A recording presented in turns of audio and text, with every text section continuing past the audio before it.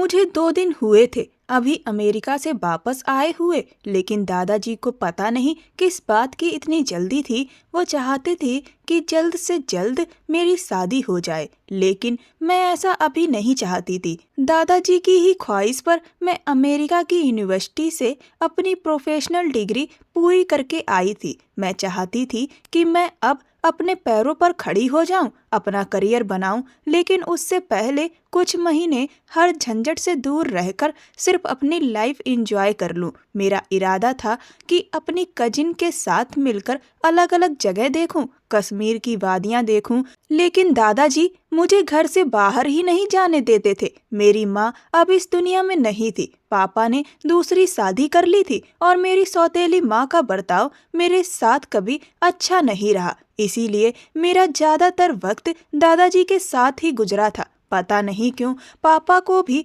मेरी खास परवाह नहीं थी। जैसे ही मैंने स्कूलिंग कंप्लीट की, कॉलेज में एडमिशन भी दादाजी ने ही करवाया था और साथ ही हॉस्टल में भी भेज दिया था। जब वो वापस अपने गांव जाने लगे तो मैं रोते हुए उनसे लिपट गई थी कि दादाजी, मैं आपके बिना नहीं रह सकती। तब दादाजी ने कहा था कि वहाँ तुम्हारे लिए खतरा है, इसीलिए तुम यहीं रहोगी। मुझे आज तक समझ नहीं आया वो खतरा क्या था। शायद उन्हें डर था कि मेरी सौतेली माँ मुझ पर ज्यादा सख्ती न करे, क्योंकि उनका रवैया शुरू से ही मेरे साथ ठीक नहीं था और जब से पापा की दूसरी शादी हुई थी उनका बर्ताव भी मुझसे पूरी तरह बदल गया था। कई बार वो अपनी पत्नी के साथ मिलकर मुझे डांटते थे और तब दादाजी की पापा से खूब बहस हो जाती थी। दादाजी कहते थे, खबरदार जो मेरी पोती को कुछ कहा। मैंने तुम्हारी शादी इसलिए नहीं करवाई थी कि तुम अपनी सगी बेटी से ही मुंह मोड़ लो।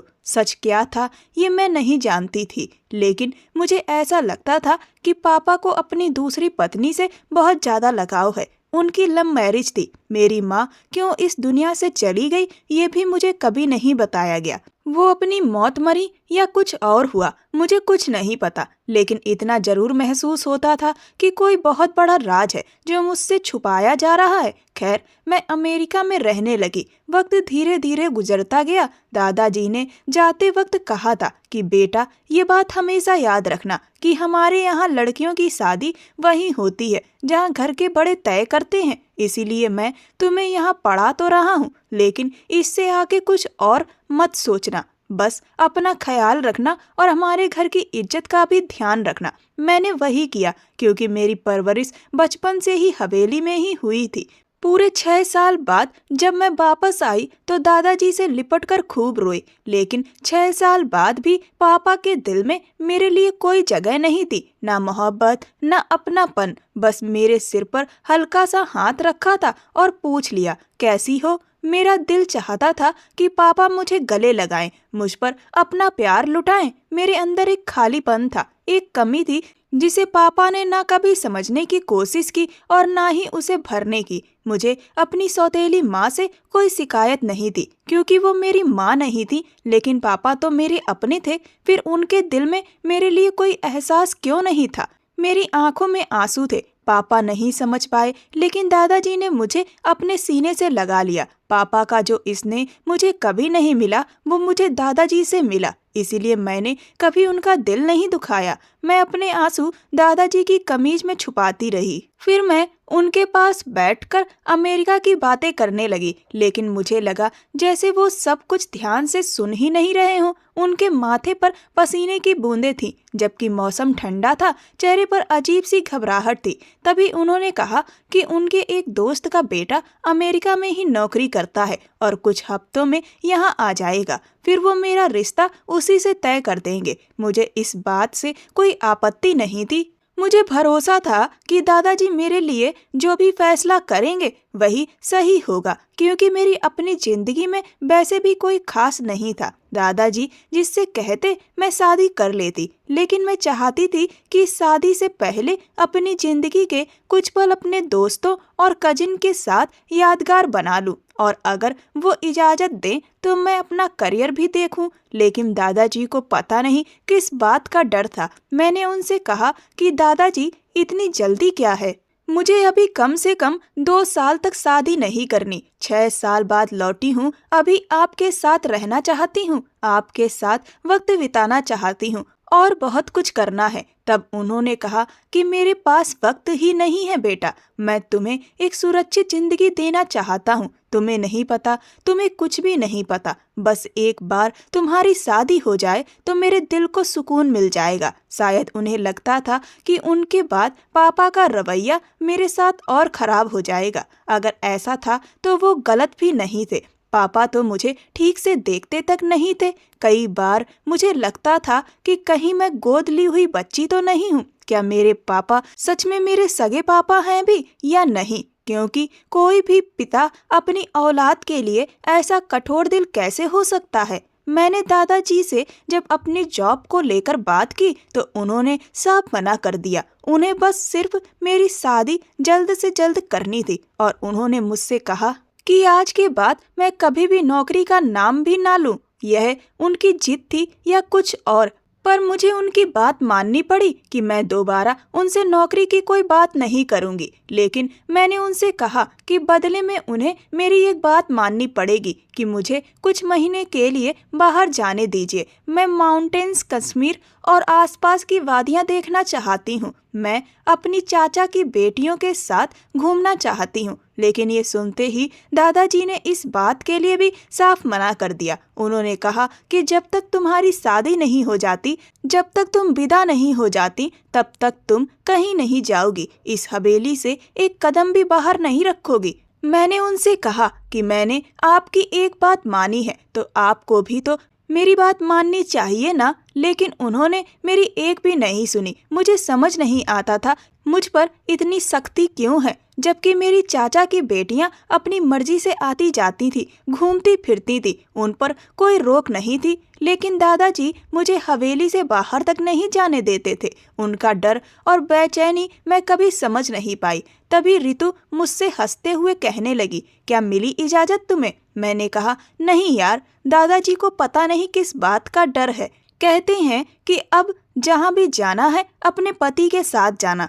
मुझे डर लगता है कि पता नहीं पति कैसा होगा, साथ ले जाएगा भी या नहीं। रितु हंसने लगी और बोली कि दादाजी तुमसे बहुत प्यार करते हैं। मैंने कहा, ऐसा प्यार भी क्या कि इंसान को कैद कर दिया जाए। मैंने उससे कहा कि तुम ही बात करो ना, वो तुम्हारी बात मान लेंगे। मैं इतने साल अमेरिका में अकेले ही रही हूँ और वहाँ कभी कुछ भी नहीं हुआ, लेकिन यहाँ मैं अकेले भी नहीं जा रही। उसके बावजूद भी दादाजी समझ ही नहीं रहे थे।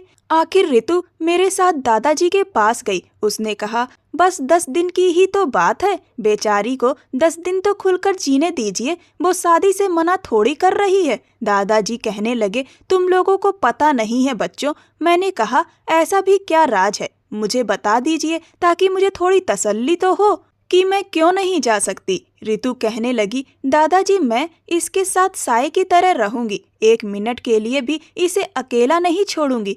प्लीज बस 10 दिन की ही तो बात है, जाने दीजिए। दादाजी बड़ी मुश्किल से माने थे और मेरी खुशी का तो कोई ठिकाना ही नहीं था। रितु भी बहुत खुश थी। वो अपनी दोस्तों के साथ कश्मीर जा रही थी। वैसे पूरा 1 महीने का टूर था, लेकिन मेरी वजह से उसने उसे घटाकर 10 दिन का कर दिया था, क्योंकि दादाजी को दिक्कत थी। बड़ी खुशी से मैंने सारी तैयारी की, पैकिंग की और फिर रितु के साथ उसके ग्रुप में शामिल हो गई। उसकी सारी दोस्त बहुत अच्छी थी, मिलनसार, हंसमुख और जल्दी घुलने मिलने वाली।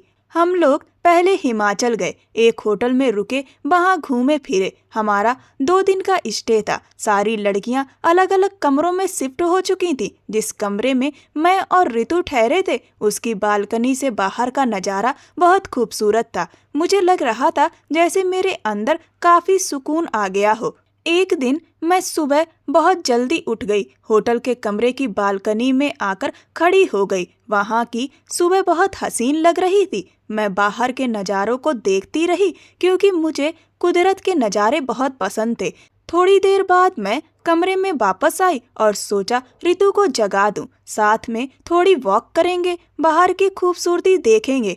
उसके पास तो पूरी जिंदगी पड़ी थी, लेकिन मेरे पास सिर्फ ये 10 दिन थे और मुझे इन 10 दिनों में सब कुछ महसूस करना था। मैंने रितु को जगाया, लेकिन उसकी नींद बहुत गहरी थी। कहने लगी, क्या हो गया है, सोने दो ना, अभी क्यों उठा रही हो? अभी तो सिर्फ 7 बजे हैं, 10 बजे से पहले तो मैं उठने वाली नहीं हूँ। यह कहकर वो दोबारा कंबल ओढ़कर सो गई। मैंने कहा, अरे हद है, यहाँ घूमने आए हैं या सोने?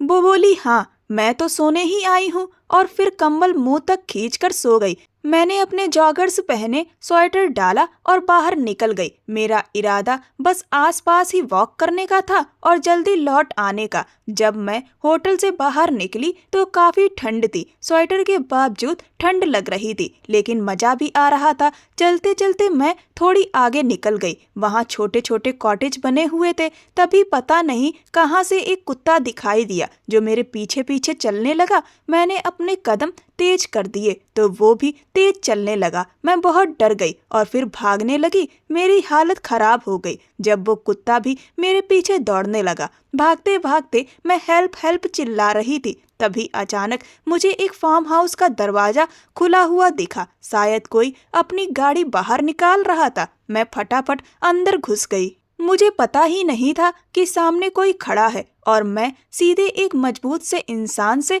टकरा गई, क्योंकि मेरा मुंह पीछे की तरफ था और मैं कुत्ते को देख रही थी। मैं हाँफ चुकी थी। जब मैंने पीछे हटकर देखा तो सामने एक नौजवान खड़ा था। वो अपनी गाड़ी का दरवाजा खोल रहा था। वो कुछ पूछ पाता उससे पहले ही मैंने कहा, वो कुत्ता मेरे पीछे पड़ गया था। तभी वो कुत्ता अंदर घुस आया और मैं डर के मारे तुरंत उसके पीछे छुप गई और उसकी शर्ट पीछे से पकड़ ली। मैंने कहा, प्लीज इसे भगा दीजिए। उसने अपने नौकर को आवाज दी। थोड़ी ही देर में एक बूढ़ा नौकर बाहर आया। उसने कहा, काका इसे भगा दो। कुछ ही पलों में उस नौकर ने कुत्ते को वहां से भगा दिया। मैंने उस आदमी की शर्ट छोड़ दी। मेरी हालत बहुत खराब थी। मैंने कहा, आपका बहुत बहुत शुक्रिया। जब वो बूढ़ा आदमी पलट कर आया तो वो मुझे देखने लगा और वो आदमी भी मुझे ही देख रहा था।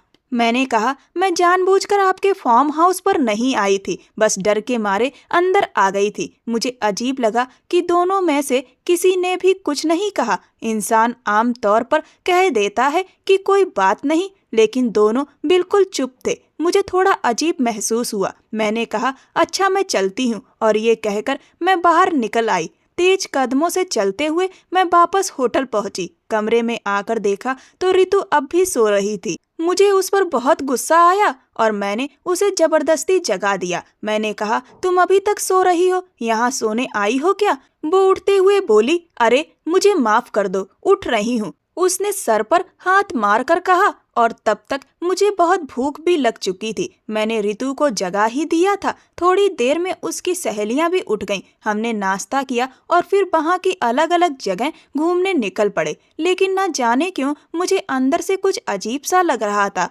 ऐसा लग रहा था जैसे मैं आजाद नहीं हूँ, किसी की नजरों में हूँ। हम लोग फिर कश्मीर भी गए। बहुत मजा आया। सारी लड़कियां खूब एंजॉय कर रही थी, लेकिन मैं पूरी तरह से खुश नहीं हो पा रही थी। मन में एक बेचैनी सी थी। रितु ने मुझसे कई बार पूछा, चारू तुम्हें क्या हुआ है? मैंने कहा, कुछ नहीं, शायद दादाजी की याद आ रही है। वो हंसकर बोली, अरे यहाँ आकर कौन पुरानी बातें याद करता है? ऐसे मौके पर या तो दिल चाहता है कि कोई हैंडसम सा लड़का मिल जाए और कोई लव स्टोरी शुरू हो जाए, या फिर अगर किसी की शादी तय हो रही हो तो उसे लगता है कि शादी के बाद अपने पति के साथ यहाँ जरूर आएंगे। वो मुझे चिढ़ा रही थी। मैंने कहा, चुपचाप बैठो, समझी? मुझे खुद नहीं पता कि कोई रिश्ता तय हुआ भी है या नहीं, और तुम मेरे लिए इतने बड़े बड़े सपने देख रही हो। वो हंसकर बोली, सपने देखने पर थोड़ी ना कोई रोक है।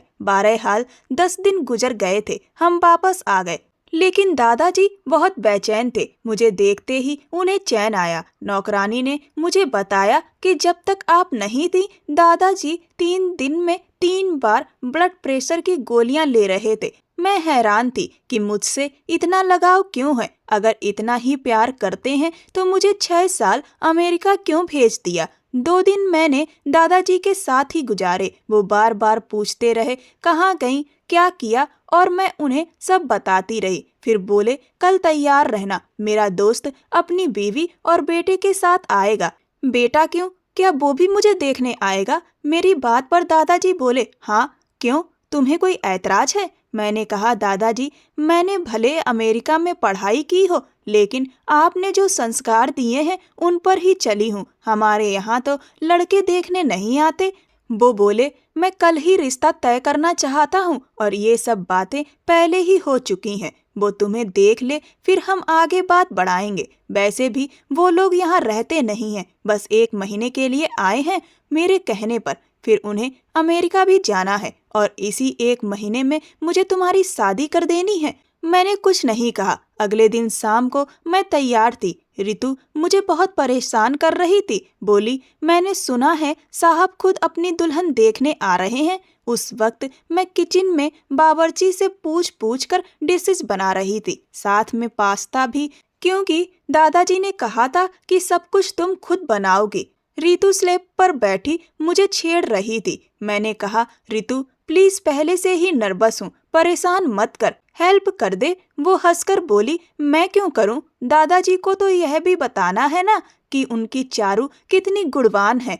वो कहेंगे रोहन पास्ता खाओ, चारू ने अपने हाथ से बनाया है। फिर कहेंगे रोहन तुमने हलवा नहीं खाया, ये भी मेरी चारू ने बनाया है। मुझे तो तब पता चला कि लड़के का नाम रोहन है। मैंने कहा बड़ी जानकारी है तुम्हें। वो बोली तुम्हारी तरह थोड़ी हूँ, दादाजी की खास हूँ। इतना कहकर उसने पास्ता के बाउल से थोड़ा उठाकर मुंह में डाल लिया। मैंने कहा खबरदार हाथ मत लगाना। बड़ी मुश्किल से सब सेट किया है और बाउल उठा लिया। वो बोली बड़ी चिंता है तुम्हें कि ससुराल वालों के सामने तुम्हारा सुशीलपन कम ना दिखे। फिर बोली वैसे यार ये जाती है, 6 साल बाद तुम्हें देखा और अब फिर अमेरिका चली जाओगी। दादाजी को दिक्कत क्या है, यहाँ क्यों नहीं रखते तुम्हें? मेरी और रितु की बचपन से गहरी दोस्ती थी, स्कूलिंग साथ की थी। जब दादाजी मुझे अमेरिका छोड़ने गए थे तब भी वो बहुत रो रही थी, मैं भी। मेरे चाचा की 3 बेटियां थी, रितु सबसे बड़ी थी, उसी से मेरी दोस्ती थी। लेकिन आज तक समझ नहीं पाई कि दादाजी ने मुझे इतनी दूर क्यों भेजा और अब आते ही मेरी शादी करवा कर फिर विदेश क्यों भेज रहे हैं।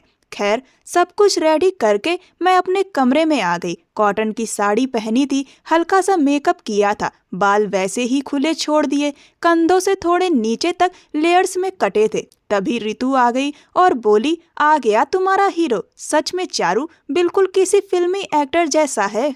मैंने कहा तुम देख भी आई? बोली और क्या, मेरी चारू की शादी है, देखना तो बनता है। मैंने लड़का पास कर दिया है, टेंशन मत लो। माँ भी मॉडर्न है, साड़ी पहनकर आई है, और तुम ये क्या पुराने जमाने की बनी बैठी हो? मॉडर्न ड्रेस पहनकर जाओ, लगे अमेरिका से पढ़कर आई हो। मैंने कहा अच्छा मॉडर्न ड्रेस पहनूं ताकि दादाजी देखते बेहोश हो जाएं। हटो पीछे। उसे हटाकर मैं नीचे ड्राइंग रूम में चली गई। वहाँ सब पहले से बैठे थे, यहाँ तक कि पापा और मेरी सौतेली माँ भी बड़े सलीके से। मैंने नमस्ते किया और अंदर बैठ गई। बैठते ही मेरी नज़र उस लड़के पर पड़ी। वो सच में हैंडसम था। मैं दादाजी के पास बैठ गई, नजरें झुकाए। रोहन के पापा और रोहन की माँ मुझे देखने लगे। फिर रोहन की माँ ने पूछा अमेरिका में किस कॉलेज में पढ़ी हो? फिर इधर उधर की बातें हुई, मैं नजरें झुकाकर जवाब देती रही।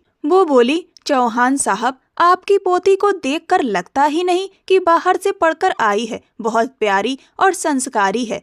जैसा आपका रिश्ता मेरे पति के साथ रहा है और जिस तरह आपने हमें अपनों जैसा माना है, हम तो इस रिश्ते को पहले से ही तय मानकर आए थे।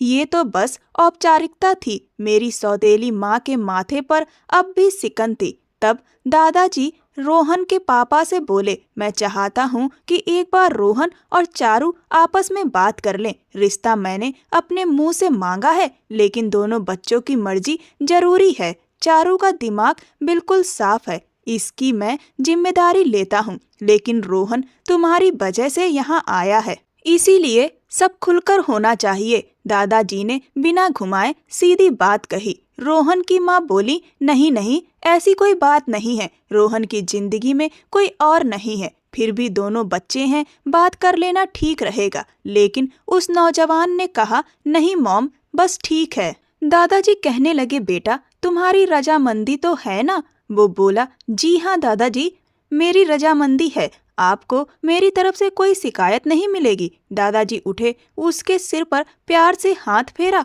और अपनी कलाई से घड़ी उतार कर उसके हाथ में पहना दी। बोले, नई घड़ी तो मंगवा सकता था, लेकिन हमारे यहाँ यही रिवाज है। उसी वक्त लेडी ने अपने पर्स से एक मखमली डिब्बी निकाली, उठकर मेरे पास आई और मेरे हाथ में डायमंड की रिंग पहना दी। बोली, अब हमारी चारू, हमारे रोहन की जिम्मेदारी है। थोड़ी ही देर में नौकरानी ने टेबल सजा दी थी, लेकिन मैं उठकर वहां से चली गई। बाहर निकली तो रितु ड्राइंग रूम के दरवाजे के पास कान लगाए खड़ी थी। मुझे देखते ही हंसने लगी। मैंने कहा, तुम्हें शर्म नहीं आती? छुप छुप कर सुन रही हो, अंदर आ जाती। चाचा भी तो अंदर ही बैठे थे। वो बोली, अगर वो लड़का मुझे देख लेता तो बेटा तुम्हारा पत्ता कट जाता। साफ लग रहा था वो मुझे चिढ़ाने के मूड में थी। मैंने कहा, एक थप्पड़ लगाऊंगी तुम्हें। अगर उसे तुम पसंद आ भी जाती तो मुझे कोई फर्क नहीं पड़ता, तुम मुझे बहुत प्यारी हो। वो बोली,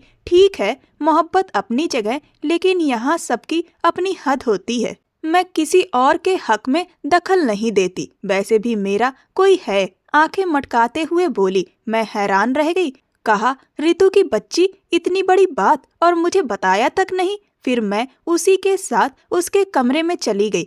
मैंने कहा, चल अब सीधी तरह से बता, क्या सीन है? उसने बताया कि उसे अपने कॉलेज का एक लड़का पसंद है और वो भी उसे पसंद करता है। बस दोनों में प्यार हो गया, सिंपल सी बात थी। मैंने कहा, तुम्हें यकीन है कि चाचा इस शादी के लिए मान जाएंगे? वह कहने लगी, बिल्कुल, क्योंकि वह हमारे ही समाज का है, इसीलिए कोई दिक्कत नहीं है। और दूसरा, वह हमसे स्टेटस में 2 गुना ज्यादा है और पैसा सबसे बड़ी ताकत होती है। मैंने कहा, फिर तो ठीक है, सब कुछ आसान है, लेकिन एक बात बता, भला इसमें कौन सी लव स्टोरी है? वो बोली, पूरी की पूरी लव स्टोरी है। मैंने कहा, ऐसे नहीं होता, लव स्टोरी में थोड़ा ड्रामा होता है, कोई ट्विस्ट, कोई हंगामा, हीरो की कुछ तो खासियत दिखनी चाहिए। ये तो सीधा सादा मामला हो गया है। तुम उसे पसंद करती हो, वो तुम्हें पसंद करता है, रिश्ता अपने ही बिरादरी में है, घर वाले तुरंत हाँ कर देंगे, हो गई शादी। रितु ने गुस्से में मुझे देखा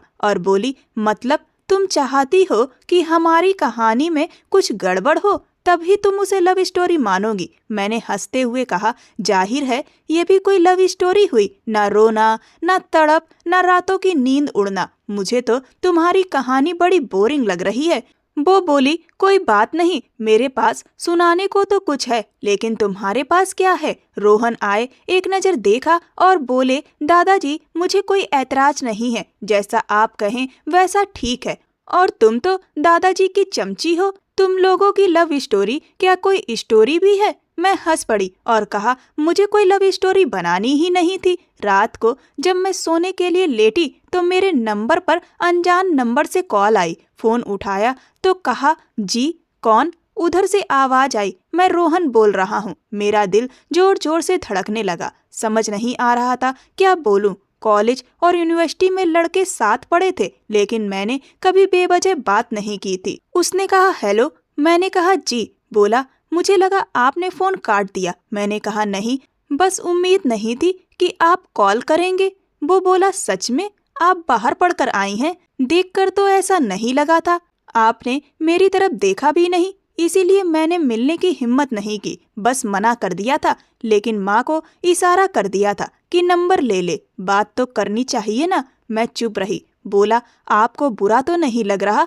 मैंने कहा, नहीं, आप जो पूछना चाहें वो पूछ सकते हैं। बोला, अगर हम ज्यादा फॉर्मल रहेंगे तो बात आगे नहीं बढ़ेगी, आप नपे तुले जवाब देंगी तो कैसे चलेगा? मैंने कहा, मैंने आज तक किसी से गैर जरूरी बात नहीं की। कॉलेज में भी बस पढ़ाई या असाइनमेंट की बात होती थी। मुझे नहीं पता लड़कों से क्या और कैसे बात करते हैं। मैं बहुत नर्वस हो रही थी। वो हंसते हुए बोला, कोई बात नहीं, मैं ही शुरू करता हूँ। फिर उसने मुझसे मेरी पसंद पूछी, कौन सा रंग अच्छा लगता है, खाने में क्या पसंद है, दोस्त कैसे होने चाहिए, और ना जाने कितनी बातें पूछता चला गया। वो मुझसे पूरे 2 घंटे बात करता रहा, खुद ही सवाल करता, खुद ही जवाब देता और बात को आगे बढ़ाता रहा। फिर अचानक मुझसे बोला कि अब आप मुझसे पूछिए। मैंने कहा मैं क्या पूछूं? तो हंसकर बोला वही सब जो मैंने आपसे पूछा है। फिर खुद ही बोलने लगा कि चलिए मैं ही सब बता देता हूँ।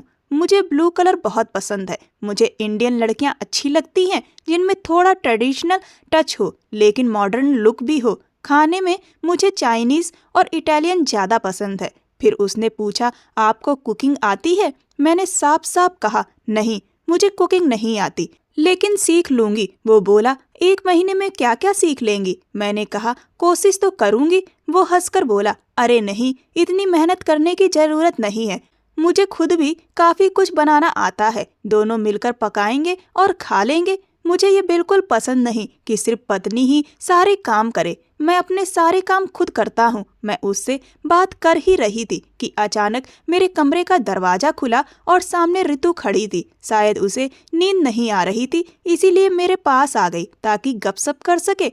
मुझे फोन पर बिजी देखकर उसने इशारे में पूछा कि कौन है। मैंने उसे घूर कर देखा, लेकिन ऋतु आखिर ऋतु ही थी। जब तक पूरी बात उखाड़ ना ले चैन कहाँ। वो झट से कमरे के अंदर आ गई। मोबाइल मेरे कान से लगा हुआ था और उसने अपना कान भी मेरे कान और मोबाइल के पास चिपका लिया। मैं उसे पीछे हटाने की कोशिश करती रही लेकिन वो हटी ही नहीं। मजबूर होकर मैंने कहा मैं आपसे कल बात कर लूंगी। उधर से रोहन बोला आज क्या परेशानी है? तभी ऋतु ने मेरे हाथ से फोन छीन लिया। मैंने कहा अरे ऋतु फोन दे इधर। वो बोली अरे जीजा जी हैं, मैं तो जरूर बात करूंगी, और फोन कान से लगा लिया। पूरे 10 मिनट तक वो रोहन का इंटरव्यू लेती रही। उसके बाद फोन काट दिया। फिर मेरी तरफ देखकर बोली बड़ी चालाक हो तुम, चुपचाप अपनी लव स्टोरी भी शुरू कर ली, और यहाँ मैं पिछले 2 साल से अपने उनको बड़ी मुश्किल से पटाकर उससे लव सीन चला रही थी ताकि पूरी जिंदगी ये फक्र कर सकूं कि मेरी लव मैरिज हुई है। तुमने तो सब चौपट कर दिया, कोई ट्विस्ट ही नहीं छोड़ा, और खुद यहाँ अपनी प्रेम कहानी शुरू करके बैठ गई हो। बच्चू, मैं तुम्हें आराम से बात नहीं करने दूंगी। मैं रोज तुम्हारे साथ आकर सोया करूंगी। मैंने सफाई दी कि उसका फोन आ गया था तो बात हो गई। वो बोली झूठ मत बोलो, मुझे सब पता है। तुम्हारे दिल में कुछ कुछ तो जरूर चल रहा है, बल्कि काफी कुछ चल रहा होगा। ये जो मंगेतर होते हैं ना, रात में कैसी कैसी बातें करते हैं, मुझे सब मालूम है। मैंने कहा ऐसी कोई बात नहीं है हमारे बीच। वो बोली आज नहीं हुई होगी, थोड़ी शराफत दिखा दी होगी, लेकिन बाहर पढ़ा लिखा लड़का है, कब तक शराफत निभाएगा। तीसरी कॉल में सब शुरू हो जाता है। मैंने कहा हर कोई आवारा नहीं होता, वो अच्छा इंसान है। ऋतु बोली चाहे जितना भी शरीफ हो, मंगेतर के मामले में कोई पूरी तरह शरीफ नहीं होता, कुछ ना कुछ जरूर करता है। ये बाहर वाले जीजा जी भी जरूर करेंगे। 10 मिनट की बात में ही मैं सब समझ गई हूँ। हम तो उड़ती चिड़िया के पर गिन लेते हैं। मैंने कहा अच्छा, अब बहुत हो गया, बात कर ली तुमने, अब जाओ अपने कमरे में और सो जाओ। वो बोली ऐसे कैसे, अब तो मैं पूरी रात यहीं रहूंगी, साथ बैठकर बात करेंगे। तुम उनसे बात करना, मैं कान लगाकर छुप छुप कर सुनूंगी। आखिर मुझे भी तो पता चले कि कितने शरीफ हैं। मैंने डांटते हुए कहा ऋतु तमीज से। वो हंसने लगी और बोली तुम्हारी लव स्टोरी मैं चलने नहीं दूंगी। जब भी उनका फोन आएगा मैं उठा लिया करूंगी, उन्हें भी पता चले कि साली क्या होती है। और फिर रोज का यही सिलसिला हो गया। ऋतु हर रात ठीक 10 बजे मेरे कमरे में आ जाती, तकिया भी वहीं रख लेती और लेट जाती। मैंने कहा सो जाओ। फोन भी मैंने उसके हाथ में दे दिया कि जब कॉल आए तो तुम ही उठा लेना। वो बोली ऐसे कैसे, बात तो तुम करोगी, मैं तो बस सुनूंगी। मैंने कहा तुम्हें शर्म नहीं आती? वो बोली नहीं, मैं तो पैदा ही बेशरम हुई हूँ। मैंने कहा कल को जब तुम्हारी बारी आएगी तो मैं भी यही सब करूंगी। वो बोली तब तक तो तुम अमेरिका में अपने पति के साथ होगी, तुम तो मेरी शादी में बस 2 दिन पहले ही आओगी। हर वक्त मजाक और शरारतें उसके दिमाग में चलती रहती थी। रात के 12 बजे रोहन का फोन आया तो मुझसे पहले ऋतु चौकन्नी हो गई। मैंने फोन उठाया और ऋतु ने फिर से अपना कान मेरे कान से ऐसे चिपका लिया जैसे कोई बहुत बड़ा राज सुनना हो। मैंने कोहनी मारी लेकिन वो टस से मस नहीं हुई। रोहन बोला, आप मेरी कॉल का इंतजार कर रही थी क्या? मैंने कहा नहीं, मैं तो सोने वाली थी। असल में मेरी कजिन साथ में है, उसी से बातें हो रही थी। मैंने उसे तुरंत बता दिया। वो बोला, ओह वही जो कल मुझसे बात कर रही थी? मैंने कहा हाँ वही रितु। वो मुझे आंखें दिखा रही थी कि मैंने उसका नाम क्यों लिया। रोहन हंसकर बोला, बड़ी तेज लड़की है, 10 मिनट में मेरा पूरा इंटरव्यू ले लिया था। फिर बोला, चलिए मैसेज पर बात कर लेते हैं। मैंने कहा नहीं, वो अभी सोई नहीं है। ये सुनते ही रितु ने मेरा गला दबाने का नाटक किया। रोहन बोला, अच्छा कोई बात नहीं, फिर कभी सही, और फोन काट दिया। रितु बोली, तुम जैसी बेवफा लड़की मैंने आज तक नहीं देखी। मुझे सुनने तो देती कि साहब क्या कहते हैं। ऐसे ही हंसते खेलते दिन बीतने लगे। मुझे भी रोहन अच्छा लगने लगा था, लेकिन मुझे नहीं पता था कि किस्मत कभी कभी ऐसा पलटा खाती है जिसकी कोई उम्मीद भी नहीं करता। रोहन से मेरी काफी अच्छी समझ बन चुकी थी। हम रोज रात को बात किया करते थे। शादी की तैयारियां भी जोरों पर थीं। रितु ने शादी की शॉपिंग में बहुत मदद की थी। फिर बाजार से आते ही वह अपनी बहनों को लेकर लॉन्ज में ढोलक पीटने बैठ जाती थी। पंजाबी गाने जो मन में आता गाने लगती। मेरी शादी की रौनक उसी ने बढ़ा रखी थी। एक बार दादाजी ने मिलने जुलने वाले सब मेहमानों को बुला लिया। उसी वक्त रितु का वो भी अपनी फैमिली के साथ आया था जिसे वह पसंद करती थी, और उसे देखते ही वह इशारे करने लगी। बैठी तो मेरे पास थी, लेकिन इशारे उसे कर रही थी। मैंने कहा, तुम्हें जरा भी शर्म नहीं है? दादाजी की नजर पड़ गई तो? वह हंसते हुए बोली, तो क्या करूं, दिल के हाथों मजबूर हूं। मैंने कहा, तो उसे बोल दो जल्दी से रिश्ता मांग ले। वह बोली, तुम जाओगी तो मेरी बारी आएगी, इसीलिए तो तुम्हारी शादी पर इतना ढोल बजा रही हूँ, नाच रही हूँ, ताकि जल्दी से जल्दी तुम विदा हो जाओ और दादाजी मेरे बारे में भी सोचे। मैंने कहा, बड़ी खुदगर्ज हो, मुझे तो लगा था मेरी शादी की खुशियां मना रही हो। वह बोली, नहीं जी, मैं तो अपना रास्ता साफ होने की खुशी मना रही हूँ। आंख मारते हुए उसने मुझसे कहा था। मैं उसकी बातों पर बस मुस्कुरा ही सकती थी या उसे घूर सकती थी। खैर, रात को रोहन का फोन आया। बोला, अब रात को नींद नहीं आती। मैंने कहा, क्यों? बोला, जैसे तुम्हें पता ही नहीं। मैंने कहा, मुझे क्या पता क्यों नींद नहीं आती? क्या शादी की तैयारियों की वजह से ज्यादा जिम्मेदारियां बढ़ गई हैं? मुझे यही लगा था कि शायद शॉपिंग और रस्मों की वजह से वह परेशान है, क्योंकि बाहर रहने वाले लोग इन झंझटों में उलझ ही जाते हैं। मगर रोहन का जवाब सुनकर मैं घबरा गई। बोला, शादी की तैयारी तो सारी मम्मी देख रही हैं। मैंने कहा, तो फिर? इस पर वह बोला, अगर मैंने बता दिया कि क्या सोच सोच कर मुझे नींद नहीं आती, तो तुम्हारी भी नींद उड़ जाएगी। तुम सोच भी नहीं सकती तुमसे पहली मुलाकात याद करके मेरे साथ क्या होता है। उसके भरे हुए लहजे को सुनकर मेरा दिल अजीब ढंग से धड़कने लगा। मैंने कहा, रोहन, मुझे सुबह जल्दी उठना है, रितु के साथ बुटीक जाना है। ओके बाय कहकर मैंने फोन काटने की कोशिश की। मेरे हाथों में पसीना आ रहा था। वह हंसने लगा और बोला, अरे यार, बस कुछ दिन ही बचे हैं हमारी शादी में, अब ये शर्माना छोड़ दो, मेरे बारे में सोचा करो। मैं अपनी सोचों में पता नहीं कहाँ तक पहुँच गया हूँ। जानती हो इस वक्त मेरा दिल क्या चाह रहा है? और फिर उसने जो कहा, उसकी बात सुनकर सच में मेरे होश उड़ गए। मैंने तुरंत फोन काट दिया। उसका मैसेज आया था, लेकिन मैंने पढ़ा नहीं। मैं घबरा गई थी। एक अजीब सी बेचैनी मुझ पर छा गई थी। मैंने फोन एक तरफ रख दिया। दिल जोर जोर से धड़क रहा था।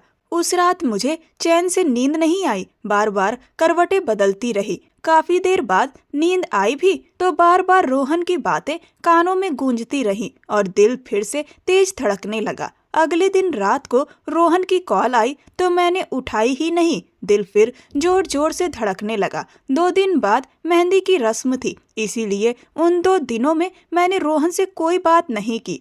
मेहंदी की ड्रेस मैं रितु के साथ जाकर लाई थी। वो एक मेहंदी रंग का गाउन था और उसके साथ हल्का गुलाबी दुपट्टा था। मेहंदी पर मुझे रितु ने ही तैयार किया था। हल्का गुलाबी मेकअप किया और फिर फूलों के गहने पहनाए। मुझे पूरी तरह तैयार करके बोली, आज तो पक्का रोहन जी की नजर लगने वाली है, देख लेना, अगर होश ना उड़ गए तो पैसे वापस। पता नहीं क्यों मैं बहुत ज्यादा घबराई हुई थी। रितु बोली, चारू इतनी नर्वस क्यों हो रही हो, मेकअप में भी डरी डरी लग रही हो, थोड़ा खुश हो जाओ। मगर उसकी बातें भी मुझे संभाल नहीं पा रही थी। शायद मैं शुरू से ही ऐसी थी, मेरी फितरत में एक डर सा बसा हुआ था। लड़कों से बात करते हुए मुझे हमेशा झिझक होती थी, शायद इसलिए क्योंकि दादाजी को ये सब पसंद नहीं था और उन्होंने मुझे शुरू से हर बात के लिए इतना ज्यादा समझाया हुआ था कि अब ये हाल था। और उस वक्त भी मैं रोहन के बारे में सोचकर बहुत ज्यादा घबरा रही थी। बड़ी मुश्किल से मैंने मुस्कान लाने की कोशिश की। रोहन की फैमिली आ चुकी थी, इसीलिए रितु ने मुझे उठाकर खड़ा किया। रितु और उसकी बहनों के साथ मैं कमरे से बाहर आई। हवेली के बड़े से लॉन में ही मेहंदी का इंतजाम किया गया था। रितु ने मुझे रोहन के साथ बैठा दिया और बोली, जीजा जी आपकी दुल्हन को आज मैंने तैयार किया है, बताइए कैसी लग रही है। उसकी बात सुनकर मैं और ज्यादा नर्वस हो गई, क्योंकि अब रोहन की नजरें मुझ पर टिक गई थी। फिर उसने मुस्कुराकर कहा, कमाल मेकअप का नहीं है, ये तो मेरी मोहब्बत का असर है, खूबसूरती तो बढ़नी ही थी। यह सुनकर रितु हंसने लगी। सबने मेहंदी की रस्म पूरी की, फिर सब अपने शोर शराबे और हंसी मजाक में लग गए।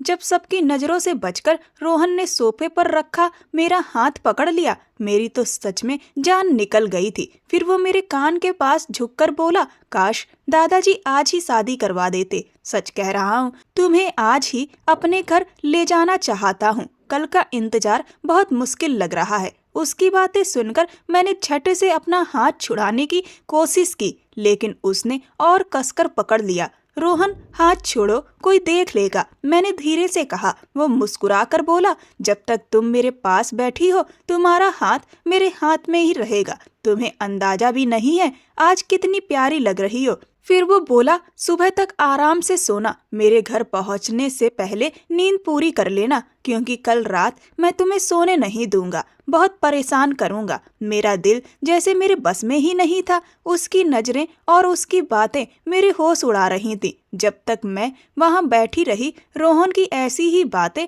मेरे कानों में गूंजती रही। खाना लगते ही रितु मेरा हाथ पकड़कर मुझे कमरे में ले आई। हंसते हुए बोली, आज तो दूल्हे राजा पूरे फॉर्म में थे।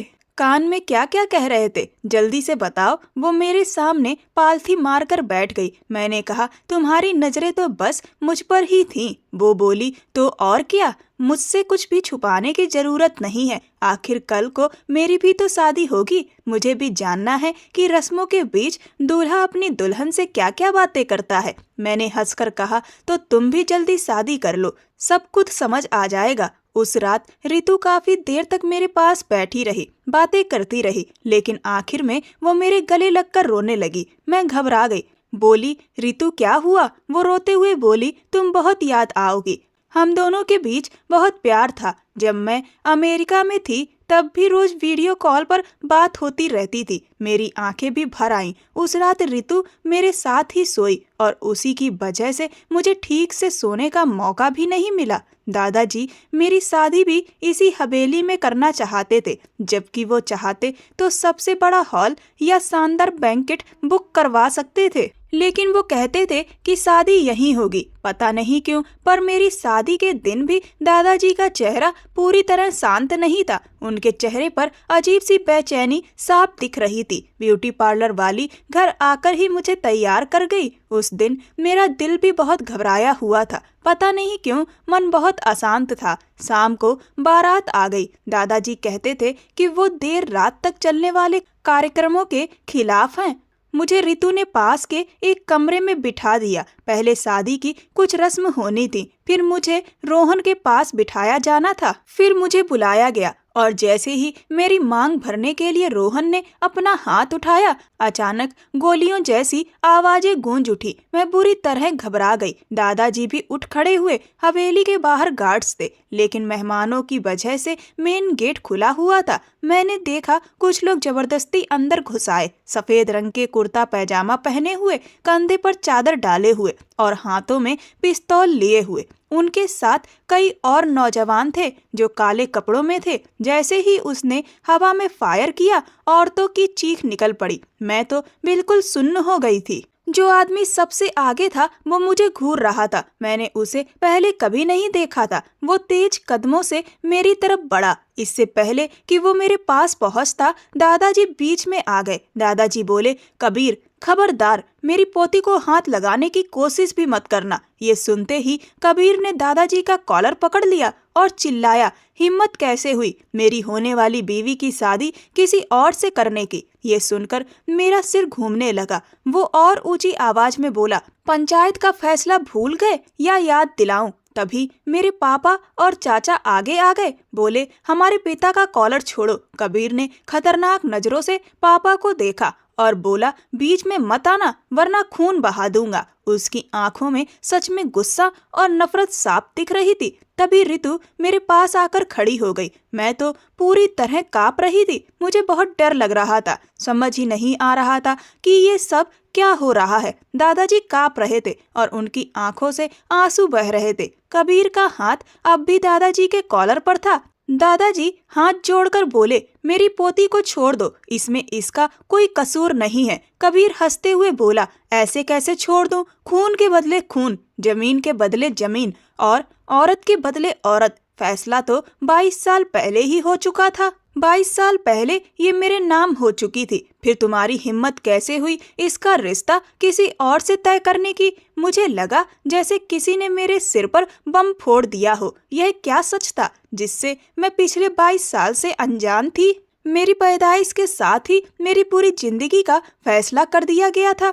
कौन था यह आदमी जिसे मैं आज पहली बार देख रही थी? तभी उसने अपनी जेब से एक कागज निकाला और दादाजी के हाथ में थमा दिया। बोला, यह है पंचायत का फैसला, तुम्हारे दस्तखत और चारू के पिता के दस्तखत। कुछ याद आया तुम्हें?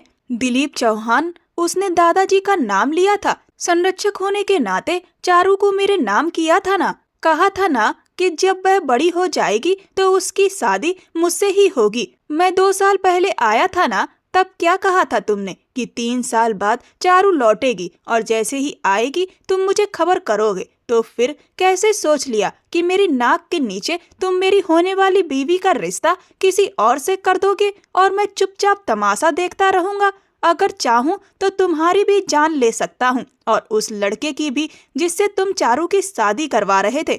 मुझे लग रहा था जैसे मेरी सांस रुक जाएगी। मैं अगली सांस भी नहीं ले पा रही थी। ये कैसी सच्चाई थी जो आज मेरे सामने खुल रही थी, और वो भी मेरी शादी के मौके पर। रोहन सब कुछ हैरानी से देख और सुन रहा था। वह तेजी से उस नौजवान के पास आया और बोला, यह तुम क्या बकवास कर रहे हो? रोहन की बात सुनकर उस आदमी ने उस पर गुस्से भरी नजर डाली और कहा, तुम चुप रहो, मेरा तुमसे कोई लेना देना नहीं है। मुझे दिलीप चौहान से बात करने दो। दादाजी हाथ जोड़कर रो रहे थे। कह रहे थे, तुम्हें जितनी दौलत चाहिए ले लो, सब तुम्हारे नाम कर दूंगा, बस मेरी पोती को छोड़ दो। उसने ठंडे लहजे में कहा, मुझे दौलत की कोई जरूरत नहीं है। पंचायत का फैसला पूरा करो। मैं सरपंच को साथ लेकर आया हूँ। अपना कहा निभाओ। दिलीप चौहान, यह सुनते ही मेरा दिल बुरी तरह धड़कने लगा। मैंने कहा, मुझे यह शादी नहीं करनी। उसने मेरी तरफ ऐसी नजर से देखा कि मेरा वजूद कांप गया। मेरा दिल जोर जोर से धड़क रहा था। मैं बुरी तरह घबरा गई थी। मैंने कांपती आवाज में कहा, यह कैसी बेकार बातें हो रही हैं? दादाजी, आखिर हुआ क्या था? यह सुनते ही रितु ने सवाल किया, लेकिन मेरी चाची ने तुरंत उसका हाथ पकड़ लिया और कहा, चुप रहो। रितु बोली, अम्मा, मैं कैसे चुप रहूं? मेरी बहन की शादी है, वह मेरी कजिन है। कैसे यह आदमी आकर धमकी दे रहा है और कह रहा है कि चारू से शादी करेगा? कौन सी पंचायत? कैसा फैसला? आज के जमाने में ये पंचायत के फैसले नहीं चलते। इन बेतुकी बातों के दम पर यह चारू से शादी नहीं कर सकता। यह सुनते ही कबीर ने दादाजी का कॉलर छोड़ा और एक एक कदम बढ़ाकर मेरे सामने आ गया। रितु मेरे ठीक बगल में खड़ी थी। वह गुस्से में बोला, ए लड़की, चुप रहो। रितु ने जवाब दिया, क्यों चुप रहूं? किस कानून के तहत यह सब कह रहे हो? कबीर बोला, अपने बाप और चाचा से पूछो। इज्जत का बदला इज्जत से लिया जाता है। कई साल पहले गार्जियन होने के नाते इसके बाप और दादा ने इसे मेरे नाम कर दिया था। जाकर किसी भी गांव के आदमी से पूछ लो, मैं अपनी ही चीज को कानूनी तौर पर वापस लेने आया हूँ। अगर किसी ने जरा सी भी आवाज निकाली तो गोली से भून दूंगा। यह कहते हुए उसने मेरा हाथ पकड़ा और झटके से रितु से अलग कर दिया, मुझे घसीट कर बिठाया और खुद मेरे पास बैठ गया। बोला, शादी शुरू कराइए। मैं पूरी तरह कांप रही थी। मैंने कहा, मुझे यह शादी मंजूर नहीं है, मैं ये शादी नहीं करूंगी। वह हंसकर बोला, तुम्हारी शादी तो मुझसे उस दिन हो गई थी जिस दिन तुम पैदा हुई थी। आज बस दोबारा रस्म निभाई जा रही है, शुरू कीजिए। मैं बार बार दादाजी को पुकार रही थी। रोहन बोला, ये कैसी फिजूल बातें कर रहे हो, बंदूक दिखाकर जबरदस्ती शादी नहीं होती। मेरी आंखों से आंसू बह रहे थे। कबीर ने बंदूक का निशाना रोहन पर लगा दिया। उसके घर वाले घबरा गए। उसकी माँ और पिता दौड़कर उसके पास आए। फिर कबीर मेरी तरफ देखकर बोला, दिल से शादी कर रही हो या तुम्हारे हीरो को यहीं मार दूं? ये कहते हुए उसने पिस्टल का लॉक खोल दिया था। उसकी उंगली की हल्की सी हरकत भी रोहन की जान ले सकती थी। मैं रोते हुए बोली, प्लीज रोहन को कुछ मत करना, मैं तुमसे शादी कर लूंगी। उसके चेहरे पर खतरनाक मुस्कान फैल गई। शादी की रस्म शुरू कराइए। उस सन्नाटे में ऐसा लग रहा था जैसे पूरी हवेली खाली हो। मेरा दिल डूबता जा रहा था। मेरी आंखों से लगातार आंसू गिर रहे थे। जब मैंने मजबूरी में शादी की, रोहन बेबसी से मुझे देख रहा था। शादी पूरी होते ही मैंने दादाजी को देखा। वह कुर्सी पर ही ठहर गए। शायद उन्हें इसी दिन का डर था। इसी डर ने उन्हें हमेशा बेचैन रखा था। शायद इसी वजह से वह मुझे कहीं बाहर नहीं जाने देते थे। रितु भी फूट फूट कर रो रही थी। इस बार मैं भी सिसकते हुए रो पड़ी थी। कबीर ने मेरा हाथ पकड़ा और सबके सामने मुझे अपने साथ बाहर ले गया। मैं अपना हाथ छुड़ाने की कोशिश कर रही थी। दादाजी दादाजी चिल्ला रही थी, लेकिन पीछे से कोई नहीं आया। बाहर काले रंग की गाड़ी खड़ी थी। उसने पीछे का दरवाजा खोला और मुझे जबरदस्ती बिठा दिया। फिर खुद पास बैठकर दरवाजा जोर से बंद कर दिया और ड्राइवर से बोला, गाड़ी चलाओ। मैं लगातार रो रही थी। मैंने उस आदमी की तरफ देखा जिसके साथ मेरी पूरी जिंदगी बांध दी गई थी और जिसके बारे में मैं कुछ भी नहीं जानती थी। कभी रोहन का ख्याल आता, कभी अपने घर वालों का। मुझे यकीन नहीं हो रहा था कि आज के जमाने में भी कोई पंचायत के फैसले की वजह से बर्बाद हो सकता है। आगे पीछे गाड़ियों में गार्ड चल रहे थे। यह सोचकर मेरे आंसू और बढ़ गए कि शायद मैं अपने दादाजी और अपने घर वालों को दोबारा कभी नहीं देख पाऊंगी। मुझे रोता देखकर वह गुस्से में बोला, चुप हो जाओ वरना। मैं डर के मारे चुप हो गई। बस आंसू बहते रहे, लब खामोश थे। रोते रोते मैं बुरी तरह टूट चुकी थी। सिर में तेज दर्द हो रहा था। मैंने आंखें बंद कर लीं और सीट से सिर टिका लिया। तो क्या यही थी मेरी किस्मत? दादाजी मुझे इस आदमी से बचाना चाहते थे, इसीलिए हमेशा डरे रहते थे। क्या किया था मेरे परिवार ने इसकी इज्जत के साथ? ऐसा क्या हुआ था कि यह मेरी शादी के दिन आकर मेरी जिंदगी को नर्क बना गया? मेरा दिमाग घूम रहा था। मैं किसी पुरानी दुश्मनी की कीमत चुका रही थी। जब मैं पैदा हुई थी उसी दिन मेरी किस्मत लिख दी गई थी। मुझे नहीं पता था कि आगे मेरे साथ क्या होने वाला है। मैं एक बदला बनकर कहीं जा रही थी और जो सिर्फ बदला समझ ली जाए, ऐसी लड़कियों को लोग इंसान कम और जानवर ज्यादा समझते हैं। क्या अब मेरे साथ भी वही सब होने वाला था? मुझे अपने बराबर में बैठे आदमी से डर लग रहा था। मन कर रहा था कि चलती गाड़ी से कूद जाऊं। रात का अंधेरा गहराता जा रहा था, लेकिन सफर कई घंटे से चल रहा था, खत्म होने का नाम नहीं ले रहा था। पता नहीं कब और कैसे मेरी आंख लग गई।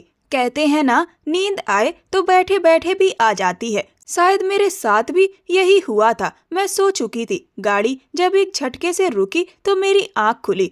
रो रो कर मेरी आंखें सूख चुकी थी, लेकिन जो मैंने देखा उससे मैं सन्न रह गई। मैं उसी छोटे से फार्म हाउस जैसे बंगले में थी जहां एक बार कुत्ते से बचने के लिए मैं मदद लेने आई थी। मेरे दिमाग में जैसे जोर का झटका लगा। मैंने पलटकर उस आदमी की तरफ देखा तो पहचान आ गई। ये वही था जिसके पीछे मैं कुछ पल के लिए कुत्ते से बचने को छिपी थी और वो मुझे लगातार देख रहा था। तो क्या यह मुझे पहचानता था? दूसरी हैरानी तब हुई जब वही नौकर गाड़ी का दरवाजा खोलने आया जिसने उस दिन कुत्ते को भगाया था। वो आदमी गाड़ी का दरवाजा खोलकर जोर से बंद कर चुका था। नौकर बोला, मैडम साहिबा बाहर आइए, हमारे घर में आपका स्वागत है। मैं उस आदमी को देखे जा रही थी। क्या वो जानता था कि मैं कौन हूँ? मैं खुद गाड़ी से उतरी। वो आदमी मुझे अंदर जाने का रास्ता दिखाने लगा। वो आगे आगे चल रहा था और मैं किसी बेजान शरीर की तरह, कटी हुई पतंग की तरह उसके पीछे चलती जा रही थी। एक छोटा सा लॉज था जहाँ वो मुझे ले आया। फिर उसने एक कमरे की तरफ इशारा किया और बोला, कबीर साहब का कमरा है, आप अंदर जाकर बैठ जाइए। वो कोई कमरा नहीं था, मेरे लिए सजा का सामान था। पता नहीं वो आदमी मुझसे किस तरह का बदला लेने वाला था, मेरे साथ क्या करने वाला था। कांपते हुए कदमों से मैं उस कमरे तक पहुंची, दरवाजे का हैंडल घुमाया और अंदर जाकर बैठ गई। कमरा खाली था। आज की रात के लिए मैंने डरते डरते बस कुछ ही ख्वाब देखे थे, पता नहीं क्यों, लेकिन मुझे शुरू से ही मर्दों से डर लगता था। शायद इसकी वजह मेरे पिता का बर्ताव था और मेरे दादाजी की वो सख्त हिदायतें कि लड़कों के पास मत बैठना। आज भी उनकी आवाज मेरे कानों में गूंज रही थी। जब मैं पहली बार कॉलेज जा रही थी तब मैं बहुत छोटी थी। दादाजी मुझे समझा रहे थे कि लड़के अच्छे नहीं होते, इनके पास मत बैठा करो। अगर टीचर बिठा भी दे तो साफ मना कर देना, कहना दादाजी ने मना किया है। वो मेरी 2 चोटियां बनाते हुए मुझे समझा रहे थे। मैंने कहा था, जी दादाजी, मैं बचपन से उनकी हर बात मानती आई थी क्योंकि उन्होंने मुझे माँ की तरह संभाला और पिता की तरह प्यार दिया। मेरे साथ ऋतु होती थी, इसीलिए मैं उसी के साथ बैठती थी। कभी कोई लड़का मेरे पास आकर बैठ जाता तो मैं डर के मारे पीछे हट जाती और ऋतु तो ऐसे लड़कों का कॉलर पकड़ लेती थी कि दोबारा हिम्मत ही ना करे। वो चिल्लाकर कहती, हिम्मत कैसे हुई मेरी बहन के पास बैठने की, चल यहाँ से। उसका आत्मविश्वास शायद उसके माता पिता की वजह से था। वो एक पूरी सुरक्षित जिंदगी जी रही थी। उसे मर्दों से डराया नहीं गया था, लेकिन मेरे अंदर ये डर बचपन से दादाजी ने बिठा दिया था, जो वक्त के साथ बढ़ता ही गया। जब अमेरिका भेजा तब भी दादाजी ने वही बातें दोहराई। मैं सिर्फ जरूरत भर की बात करती थी। कई लड़के दोस्ती का हाथ बढ़ाने आए, लेकिन मैं डर जाती थी। कभी किसी से दोस्ती नहीं की। दिल में पहली बार किसी के लिए कुछ महसूस हुआ था और वो रोहन था। आप समझ सकते हैं कि मुझे मर्दों से निपटना नहीं आता था। मैं बहादुर नहीं थी, बहुत डरपोक थी। कोई कुछ कह देता तो मैं दादाजी के पास जाकर रोने लगती थी। वो हमेशा मेरे लिए खड़े होते थे। जब भी मेरी सौतेली माँ मुझसे गुस्से में बात करती, मेरी कलाई पकड़कर मेरा हाथ मरोड़ देती और चिल्लाती कि मेरे कमरे में क्यों आई हो, निकलो यहाँ से। तो मैं रोती हुई दादाजी के कमरे में चली जाती, उन्हें सब बता देती। वो मेरे पिता और सौतेली माँ को डांटते कि आज के बाद चारू को कुछ कहने की जरूरत नहीं है, वरना मैं तुम दोनों को घर से बाहर कर दूंगा। बस चाची मुझसे थोड़ा प्यार करती थी, वो भी शायद ऋतु की वजह से, क्योंकि वो मुझसे बहुत प्यार करती थी। मेरी सोचों की कड़ी तब टूटी जब कमरे का दरवाजा खुला। मैं बुरी तरह कांप गई। मैंने दरवाजे की तरफ देखा तो वही आदमी था। उसकी आंखें भी लाल हो रही थी। उसने दरवाजा जोर से बंद किया। मैं उछल पड़ी। दिल ऐसा लग रहा था जैसे आज ही खत्म हो जाएगा। वो एक एक कदम बढ़ाकर मेरे पास आया और पूरे हक से मेरे सामने बैठ गया। मैं पीछे हट गई। कुछ देर वो मुझे घूरता रहा, फिर बोला, तुम्हारे दादा ने सही नहीं किया। जब आदमी अपनी बात से पलट जाए तो मेरे लिए वो मर्द नहीं रहता। मेरे लिए मर्द की जुबान पत्थर की लकीर होती है। तुम्हारे घर वाले समझदार निकले जो चुपचाप तुम्हें मेरे साथ भेज दिया, वरना खून भी बहाना पड़ता तो बहा देता, लेकिन तुम्हें मेरे साथ ही आना था मेरी पत्नी बनकर। ये तय था। जब तुम पैदा हुई थी उसी दिन से मेरी हो चुकी थी। मेरे गले में जैसे आवाज अटक गई थी। उसने जैसे ही मेरे बेड पर रखे हाथ पर अपना हाथ रखा, मैंने झटके से उसका हाथ झटक दिया और फौरन खड़ी हो गई। उसके माथे पर गुस्से की लकीरें आ गईं। बोला, ये कैसी बदतमीजी है, यहाँ आकर बैठो चारू। उसकी आवाज ऊंची और सख्त थी और मैं कांप रही थी। मैंने नाम में सिर हिला दिया। वो बोला, खुद आओगी या मैं आऊं? अगर मैं आया तो तुम्हें बहुत भारी पड़ेगा। मैं सांस रोके खड़ी थी। उसकी लाल आंखें, उसका सख्त चेहरा, सब धुंधला होने लगा। मुझे जोर का चक्कर आया, लगा अब मैं गिर जाऊंगी। मैंने सिर पकड़ लिया और अगले ही पल जमीन पर गिर पड़ी। चारू उस आदमी की जुबान से बस यही एक शब्द सुन पाई थी और उसके बाद जैसे मैं होश की दुनिया से कट सी गई। शायद डर के मारे मैं बेहोश हो गई थी। जब आंख खुली तो खुद को बिस्तर पर लेटा पाया। मेरे पास एक नौकरानी बैठी थी। मैं उठने लगी तो देखा कि मैं अब भी शादी वाले कपड़ों में थी, लेकिन कमरे में दिन की रोशनी फैल चुकी थी। मैं हड़बड़ाकर बैठ गई। आंखों में जलन थी, पूरा शरीर टूट सा रहा था। नौकरानी बोली, मैडम जी, आपको तेज बुखार था, इसीलिए आराम करने को कहा गया है। अभी डॉक्टर साहब देख कर गए हैं, दवाइयाँ दे गए हैं। पहले कुछ खा लीजिए, फिर दवा लेनी है। मैंने गुस्से और टूटे हुए मन से कहा, कुछ ऐसा ले आओ जिससे किस्सा ही खत्म हो जाए, वही खा लूंगी। मेरी बात सुनकर वो चुप हो गई और कमरे से बाहर चली गई। मैंने अपने सारे गहने उतार कर पास की मेज पर रख दिए। हाथों से चूड़ियां उतार ही रही थी कि अचानक दरवाजा जोर से खुला। सामने कबीर खड़ा था, माथे पर गहरी लकीरें, आंखों में सख्ती। मेरे हाथ चूड़ियों पर ही रुक गए। उसने तेज आवाज में नौकरानी को बुलाया, इधर आओ, दूध का गिलास लेकर आओ, मैं देखता हूँ ये कैसे नहीं पीती। वो फौरन बाहर चली गई। कबीर ने दरवाजा बंद किया और मेरे पास आकर बैठ गया। सख्त लहजे में बोला, ये नाटक मेरे सामने मत करो, मुझे ये सब पसंद नहीं। मैंने कांपती आवाज में कहा, मुझे मेरे दादाजी के घर छोड़ दो। मैं नहीं जानती तुम मुझे यहाँ क्यों लाए हो। अगर तुम्हारी किसी बहन के साथ कुछ बुरा हुआ है तो उसमें मेरा कोई हाथ नहीं है। मैं हाथ जोड़कर विनती करती हूँ, मुझे जाने दो। उसने ठंडी हंसी हंसते हुए कहा, रात को तुम्हें बुखार था इसीलिए छोड़ दिया, लेकिन आज मेरा ऐसा कोई इरादा नहीं है। दवा समय पर खा लेना, नहीं तो मैं बुखार की भी परवाह नहीं करूँगा। 22 साल का हिसाब है, अगले 22 साल तक तुम चुकाओगी। उसके बाद जाना चाहो तो चली जाना। इतना कहकर वो बाहर चला गया। थोड़ी देर में नौकरानी दूध का गिलास लेकर आई और मेरे हाथ में थमा दिया। बोली, मैडम जी, पूरा पी लीजिए, नहीं तो कबीर साहब खुद आकर पिला देंगे। मजबूरी में मैंने गिलास पकड़ लिया और घूंट घूंट करके पीने लगी। उस आदमी के पास होने का ख्याल आते ही मेरी रूह कांप रही थी। दवा खाकर मैं गहरी नींद में चली गई, लेकिन जैसे ही आंख खुली, सामने वही आदमी मेरे बगल में बैठा था।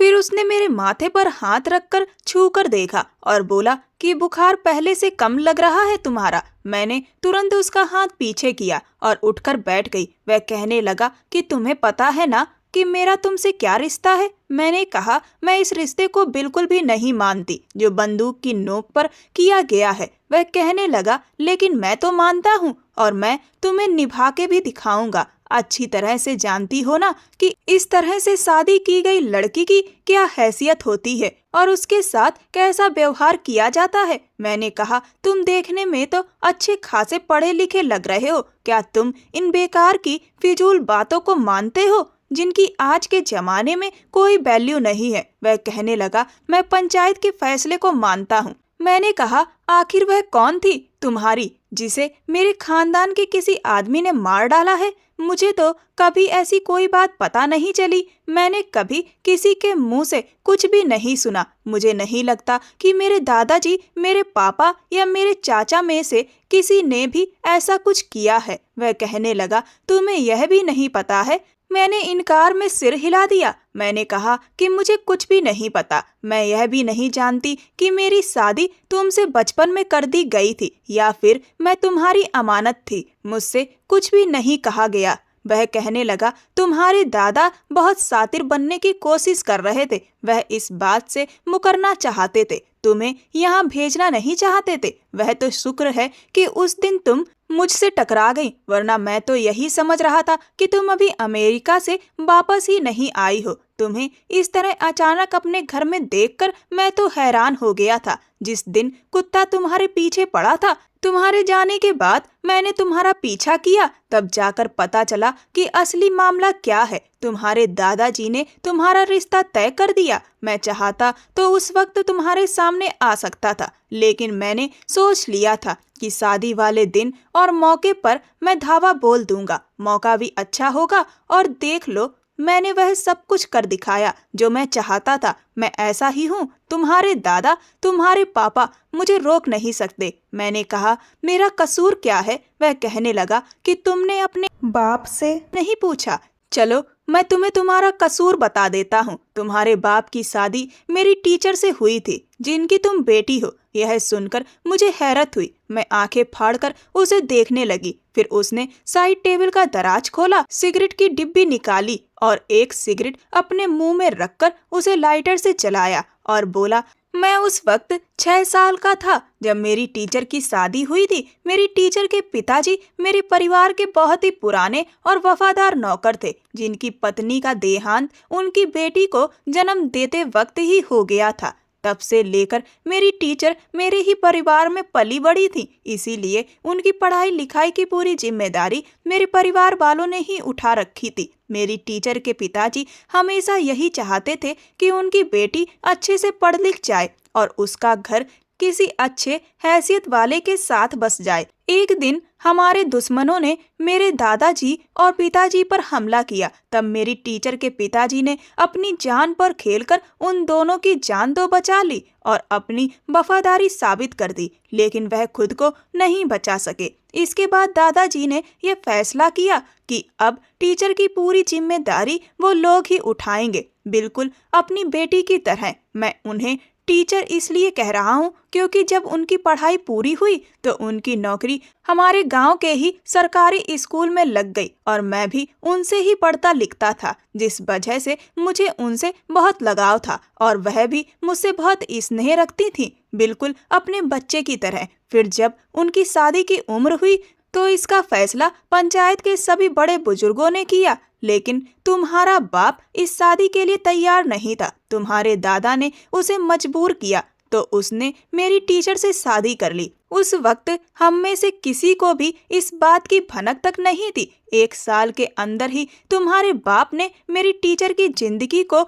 बहुत ही मुश्किल बना दिया था। तुम्हारी पैदाइश भी हमारे ही यहाँ हुई थी, क्योंकि तब टीचर परेशान होकर यहाँ आ चुकी थी मेरे पापा के पास। मैं अपनी प्यारी टीचर के जख्मों के निशान जब भी देखता था तो मुझे बहुत गुस्सा आता था। मैं भले ही छोटा था, उम्र तब 8 साल थी, लेकिन मुझे कुछ कुछ बातें तो समझ में आती थीं। फिर जब तुम पैदा हुई तो हमें लगा कि शायद अब तो तुम्हारे बाप का दिल पिघल जाएगा और इसीलिए हम लोग एक बार फिर से तुम्हारे बाप से बात करने गए थे, लेकिन उसने तुम्हें मेरी टीचर से छीन लिया और धक्के मारकर उन्हें अपने घर से निकाल दिया।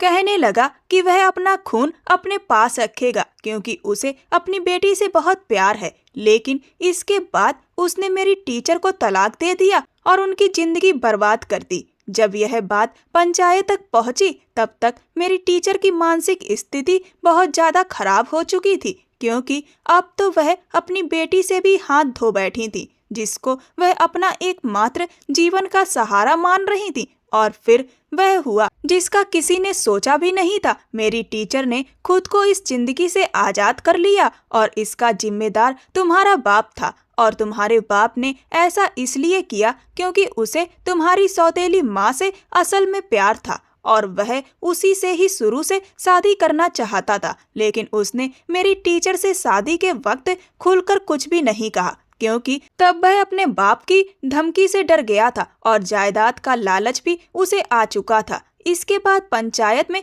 यह फैसला किया गया था कि मेरी टीचर के बदले में उसके जुल्म का खामियाजा आज तुम भुगतोगी। यह सुनते ही तुम्हारे दादा रोने लगे थे कि एक मासूम बच्ची से आप लोग क्या बदला लेंगे, वह बहुत छोटी है। उस वक्त मेरे पापा ने दूसरा ऑप्शन भी रखा कि अगर ऐसा ही है तो फिर अपने बेटे को हमारे सामने ही गोली मार दो, हम तुम्हारी पोती को कुछ नहीं कहेंगे। लेकिन तुम्हारे दादा ने यह भी नहीं किया क्योंकि वह अपना वारिस खोना नहीं चाहते थे। और फिर यह तय किया गया कि तुम उन लोगों के पास मेरी अमानत के तौर पर रहोगी। जब तुम्हारी पढ़ाई पूरी होगी तो शराफत के साथ तुम्हें हमारे परिवार को सौंप दिया जाएगा, लेकिन तुम्हारे दादा इस बात से मुकर गए। मैं 2 साल पहले भी तुम्हें लेने के लिए आया था, लेकिन उस वक्त तुम अमेरिका में थी और तुम्हारे दादा ने कहा कि तुम 3 साल बाद अपनी पढ़ाई पूरी करके लौटोगी। और फिर उन्होंने अपने दोस्त की फैमिली को बुलवाकर चुपचाप तुम्हारी शादी तय कर दी और तुम्हें हमेशा के लिए अमेरिका भेजना चाहते थे ताकि तुम मुझसे बच जाओ। लेकिन मैं इतना भी कच्चा खिलाड़ी नहीं हूँ। अगर वे लोग तुम्हारी शादी करके तुम्हें अमेरिका भी भेज देते तो मैं तुम्हें वहाँ से भी ले आता। जो कुछ भी तुम्हारे बाप ने मेरी टीचर के साथ किया उसका कर्ज तुम जरूर चुकाओगी। कबीर की बात सुनकर मुझे अपने कानों पर यकीन नहीं आ रहा था। क्या मेरी माँ के साथ इतना बुरा हुआ था और दादाजी ने यह सब होने भी दिया? आखिर क्यों होने दिया? मेरे बाप ने ऐसा क्यों किया? अगर उन्हें किसी और से प्यार था तो फिर मेरी माँ से शादी क्यों की? उन्हें अपने जुल्म का निशाना क्यों बनाया? और यह आदमी जो मेरे सामने पति बनकर बैठा है, यह अपनी टीचर का बदला ले रहा है, वो भी उसी की बेटी से। यह क्यों नहीं सोचता कि जिस माँ के साथ यह जुल्म हुआ उसी का बदला वह उसी की बेटी से लेना चाहता है? क्या यह एक बेवकूफ़ी नहीं है? वह बोला, रात को तैयार रहना। अगर तुम्हें बुखार हुआ या तुम मर भी रही होगी तब भी मुझे तरस नहीं आएगा। तुम्हें भी अब वही सब कुछ सहना होगा जो तुम्हारे बाप की वजह से मेरी टीचर ने सहा था।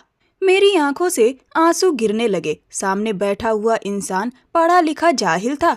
आखिर इस सब में मेरा क्या कसूर था? मैं बचपन से अपने माँ बाप के प्यार के लिए तरसती आई थी। अपनी सौतेली माँ की जातियाँ बर्दाश्त करती आई थी। बस एक दादाजी का ही प्यार था मेरे लिए, वह भी छूट गया। मैं रोने लगी। मैंने कहा, मेरा क्या कसूर है? मैं आपकी उस टीचर की बेटी हूँ जिनके साथ गलत हुआ और आप मुझसे बदला लेना चाहते हैं। देखिए, मेरा कोई कसूर नहीं है। मेरी बात सुनकर वह कहने लगा, तुम उस आदमी की बेटी हो जिसने मेरी टीचर के साथ यह सब किया था और मुझे उस आदमी से हर हाल में बदला लेना है। तुम्हें तकलीफ दूंगा तो दर्द उसे होगा। मैं सोचने लगी कि मेरे बाप को तो मुझसे कोई प्यार ही नहीं है और ना ही मेरी तकलीफ से कोई मतलब। उसे तो कोई फर्क ही नहीं पड़ेगा। कबीर मुझसे कहकर गया कि वह मुझे माफ नहीं करेगा और अपना बदला लेगा। काश कोई मेरी मदद के लिए आ जाए, कोई तो मुझे बचा ले, कोई पुलिस में शिकायत कर दे। मैं पुलिस को सब कुछ सच सच बता दूंगी। मैं बार बार रोते हुए कह रही थी, दादाजी मुझे बचा लीजिए, मगर मेरी पुकार सुनने वाला कोई नहीं था। मैंने दोपहर का खाना भी नहीं खाया क्योंकि रात के बारे में सोचकर मुझे बहुत डर लग रहा था।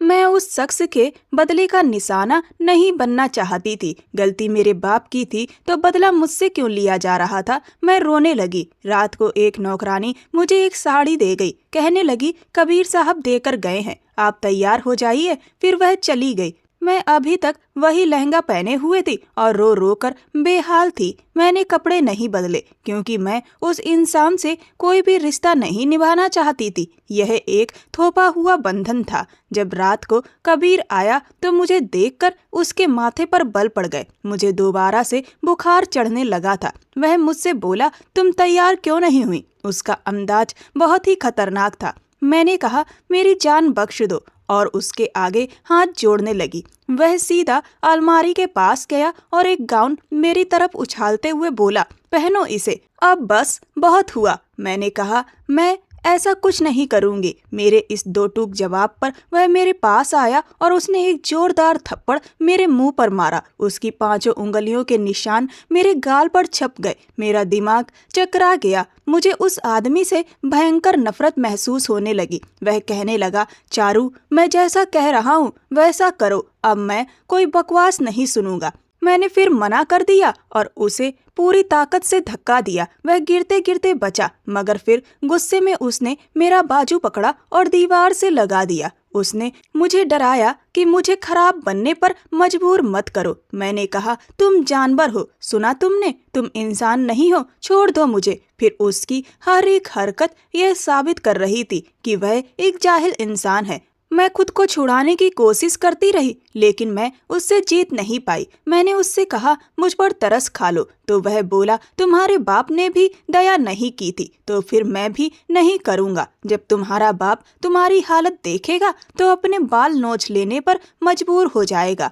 तुम्हें मैं पूरा पागल कर दूंगा। चारू, मेरे रोने की आवाज हर दीवार सुन रही थी। मैंने उस रात अपने लिए कई बार मौत मांगी पर ऐसा कुछ नहीं हुआ। सुबह जब उठकर बैठी तो मेरा जी चाहा कि अभी इस आदमी को खत्म कर दूं, लेकिन मुझ में इतनी क्षमता ही नहीं थी। मैं अपनी हालत को देख रही थी। मैं उठना चाह रही थी कि तभी उसकी आंख खुल गई और फिर उसने मुझ पर कोई तरस नहीं दिखाया। मैं बार बार यही सोच रही थी कि अगर मेरे दादाजी मेरी ये हालत देख लें तो शायद सच में मर ही जाएं। इतनी तकलीफ झेलने के बाद मैं फिर से बेहोश हो गई थी और इस बार मेरी इच्छा थी कि काश मुझे कभी होश ही ना आए। लेकिन किस्मत हमारी इच्छा पर कब चलती है। हर गुजरा दिन मेरे लिए जख्म जैसा बन गया था। मेरा रंग एक हफ्ते में ही पीला पड़ गया। मुझे लगता था जैसे मैं इंसान नहीं, एक खिलौना हूँ। उस इंसान को ना तो मेरी खराब तबीयत से कोई लेना देना था और ना ही मुझसे कोई लगाव। मैं परेशान हो चुकी थी। कभी अपना कमरा लॉक करती, कभी कुछ और करती, कभी रो रो कर हाथ जोड़ती। एक बार जब मेरी तबीयत ज्यादा खराब हुई तो मजबूरन मुझे हॉस्पिटल ले जाना पड़ा। डॉक्टर ने मेरी हालत देखी तो वह भी परेशान हो गई। मैं उनके आगे रोकर कहने लगी, मुझे इस आदमी से बचा लीजिए। वह बोली, मैं तुम्हारी इस मामले में कोई मदद नहीं कर सकती। उस दिन उन्होंने मुझे डिप्रेशन और नींद की दवाइयाँ लिखकर दे दी। डॉक्टर ने कबीर को भी समझाया कि अपनी पत्नी का ख्याल रखो, वह बहुत कमजोर है, लेकिन उसे मुझसे प्यार होता तो वह मेरा ख्याल रखता। उसे तो सिर्फ बदला चाहिए था। वह मुझसे कहने लगा, मेरे घर में खाने पीने की कोई कमी नहीं है। अगर तुम कुछ खाओगी नहीं तो रोती रहोगी, तो यह तुम्हारी प्रॉब्लम है। मैंने कहा, मैं जीना नहीं चाहती। वह बोला, मरने तो मैं तुम्हें दूंगा भी नहीं। मैंने कहा, मेरे पापा के व्यवहार ने आपकी टीचर को ऐसा करने के लिए मजबूर किया था और देख लेना तुम्हारा व्यवहार भी मुझे ऐसे ही मजबूर करेगा। वह कहने लगा, मुझे फर्क नहीं पड़ता, मुझे तुमसे कोई प्यार नहीं है। मेरे लिए तुम सिर्फ बदला हो और कुछ भी नहीं। मेरे घर में किसी ने भी पलटकर मेरी खबर नहीं ली थी। शायद सब लोग मुझे भूल गए थे। शायद मैं कभी किसी के लिए खास थी ही नहीं। एक बार मौका देखकर मैं बेड के नीचे छिप गई। कबीर कमरे में आया तो मुझे ढूंढने लगा, फिर कमरे से बाहर गया और नौकरानी पर चिल्लाने लगा कि वह मुझे बाहर कैसे निकाल सकती है। नौकरानी बोली, वह तो कमरे से बाहर ही नहीं आई। हम तो उन पर गहरी नजर रखते हैं, वह कहीं नहीं जाती। लेकिन वह पागल हो चुका था, चिल्ला चिल्ला कर मुझे बुला रहा था। मैं बेड के नीचे डरी हुई छिपी थी और चाह रही थी कि मैं गायब हो जाऊं ताकि मुझे यहाँ ना रहना पड़े। वह गुस्से से कमरे में दाखिल हुआ और बोला, अगर तुम इसी कमरे में हो तो चुपचाप बाहर आ जाओ, वरना अगर मैंने तुम्हें ढूंढ लिया तो याद रखना, तुम पर जो बीतेगी उसे इस घर की दीवारें भी सहन नहीं कर पाएंगी। वैसे भी तुम्हारा कोई नहीं है, तुम्हें कोई बचाने नहीं आएगा। मैं बेड के नीचे छिपी रही। उसने बेड के नीचे देखा भी, लेकिन शायद अंधेरे की वजह से मैं उसे दिखाई नहीं दी। मैं एकदम कोने में थी। वह फिर कमरे से चला गया और पूरे घर में तूफान खड़ा कर दिया। सुबह जब मैं बेड के नीचे से बाहर आई तो उसने मुझे देख लिया। उसने मेरा बाजू पकड़कर बुरी तरह मरोड़ दिया। मैं दर्द से चिल्ला उठी। फिर उसने एक जोरदार थप्पड़ मारा और बोला, कहाँ चली गई थी, क्यों छिप गई थी? मैंने कहा, छोड़ दो, ऐसा करो कि एक बार में ही मेरा किस्सा खत्म कर दो। वह कहने लगा, जिंदा तो मैं तुम्हें छोड़ने वाला भी नहीं हूँ। तुमने छिपने की कोशिश की थी, अब तो तुम गई। और फिर वह रात मेरे लिए सच में सबसे खराब रात थी।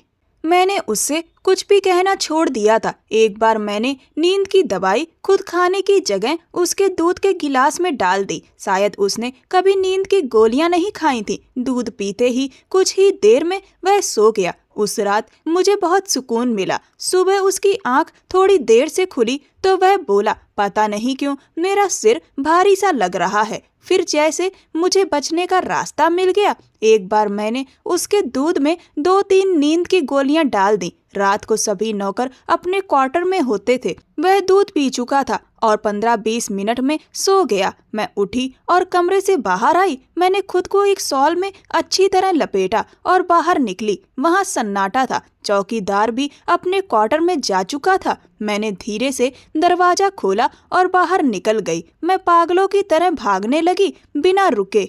भागते भागते मैं बुरी तरह थक चुकी थी। वैसे भी मैं पहले से ही बहुत कमजोर हो गई थी। शायद उस वक्त रात के 2 बजे थे। तभी मैंने एक बस को वहां से गुजरते देखा। मैं उसके सामने खड़ी हो गई और हाथ हिलाने लगी। बस मेरे बिल्कुल पास आकर रुकी। मैं उसमें बैठ गई। वह बस मेरे शहर के नजदीक के एक शहर जा रही थी। मेरे पास पैसे नहीं थे तो मैंने अपने हाथ की अंगूठी किराए के तौर पर दे दी। ड्राइवर उसे देखकर खुश हो गया। जब मैं बस से उतरी तो लोगों से रेलवे स्टेशन का रास्ता पूछने लगी, लेकिन अब मेरे पास बिल्कुल भी पैसे नहीं थे। मुझे बार बार डर लग रहा था कि कहीं कबीर जाग ना जाए। अगर ऐसा हुआ तो वह मेरी जिंदगी फिर से बेहाल बना देगा।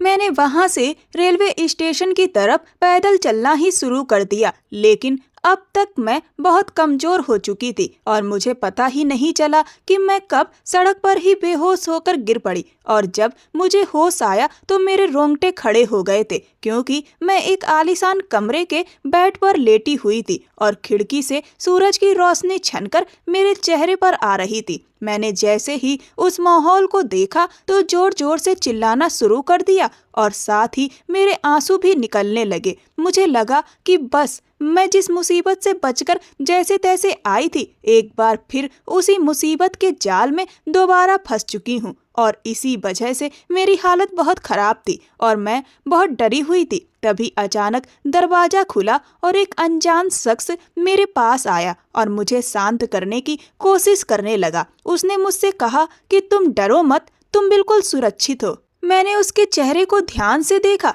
मैं इतनी ज्यादा घबराई हुई थी कि मुझे सबसे पहले उसके चेहरे में कबीर का चेहरा ही दिखा। लेकिन कुछ देर बाद जब मैं थोड़ी शांत हुई तब मुझे एहसास हुआ कि यह कबीर नहीं है, यह तो कोई और ही है। फिर मैंने ध्यान से एक बार फिर पूरे कमरे को देखा। तब मुझे एहसास हुआ कि यह कबीर का घर नहीं है। मेरे डर ने मेरे दिमाग पर इस तरह कब्जा कर लिया था कि सब कुछ मुझे कबीर के घर और उसकी शक्ल जैसा ही लग रहा था। मैंने उस शख्स से पूछा कि आप कौन हैं? तो उसने बताया कि मेरा नाम युवराज है। आप मुझे रात को सड़क पर बेहोश पड़ी मिली थी। इस तरह सुनसान रास्ते पर आधी रात को एक लड़की को देखकर मुझे लगा कि कहीं आप किसी मुसीबत में तो नहीं हैं और आपको मैं यूं अकेला छोड़ भी नहीं सकता था, क्योंकि यह दुनिया औरतों के लिए बहुत जालिम है। इसीलिए मैं आपको अपने साथ अपने घर ले आया। आप बिल्कुल फिक्र मत करिए, आपको कुछ भी नहीं होगा। इसके बाद उसने मुझे अच्छे से नाश्ता कराया और फ्रेश होने के लिए कहा। सच कहूँ तो मुझे युवराज के घर में भी बहुत डर लग रहा था कि कहीं कबीर को पता न चल जाए कि मैं इस वक्त कहाँ हूँ। फिर कुछ घंटों के बाद युवराज मेरे पास आया और बोला कि मैं जानना चाहता हूँ कि आखिर आप किस मुसीबत में हैं। आप फिक्र मत करिए, मैं आपकी हर संभव मदद करूंगा। जब से मैं इस मुसीबत में फंसी थी, उसके बाद पहली बार मुझे कोई ऐसा इंसान मिला था जिसने मुझे हमदर्दी दिखाई थी, जिसने मुझे ये एहसास कराया था कि वह मुझे इस तकलीफ से बचाएगा। और इसी वजह से मैंने रोते हुए एक ही सांस में शुरू से लेकर आखिर तक युवराज को सब कुछ साफ साफ बता दिया, जिसे सुनकर वह भी दहल गया और गुस्सा तो उसके चेहरे से साफ झलक रहा था। वह कहने लगा कि आज के इस जमाने में ऐसी दकियानुसी बातों पर भला कौन विश्वास करता है, और आपके पिता और दादाजी ने आपको बचाने के लिए कुछ भी नहीं किया। इससे तो साफ साबित होता है कि आपके पिता को आपसे कोई मतलब नहीं है। माफ कीजिएगा, लेकिन वह आदमी बाप कहलाने के काबिल नहीं है। युवराज की बात पर मुझे गुस्सा नहीं आया, बल्कि अफसोस ही हुआ, क्योंकि वह बिल्कुल सच कह रहा था। मुझे खुद भी अपने आप से बहुत नफरत महसूस हो रही थी। मैंने युवराज से कहा कि अब चाहे कुछ भी हो, लेकिन मैं अपने अपराधियों को सजा दिलाना चाहती हूँ। मेरा मुजरिम सिर्फ कबीर नहीं है, बल्कि मेरे घर वाले और खास तौर पर मेरा बाप भी है।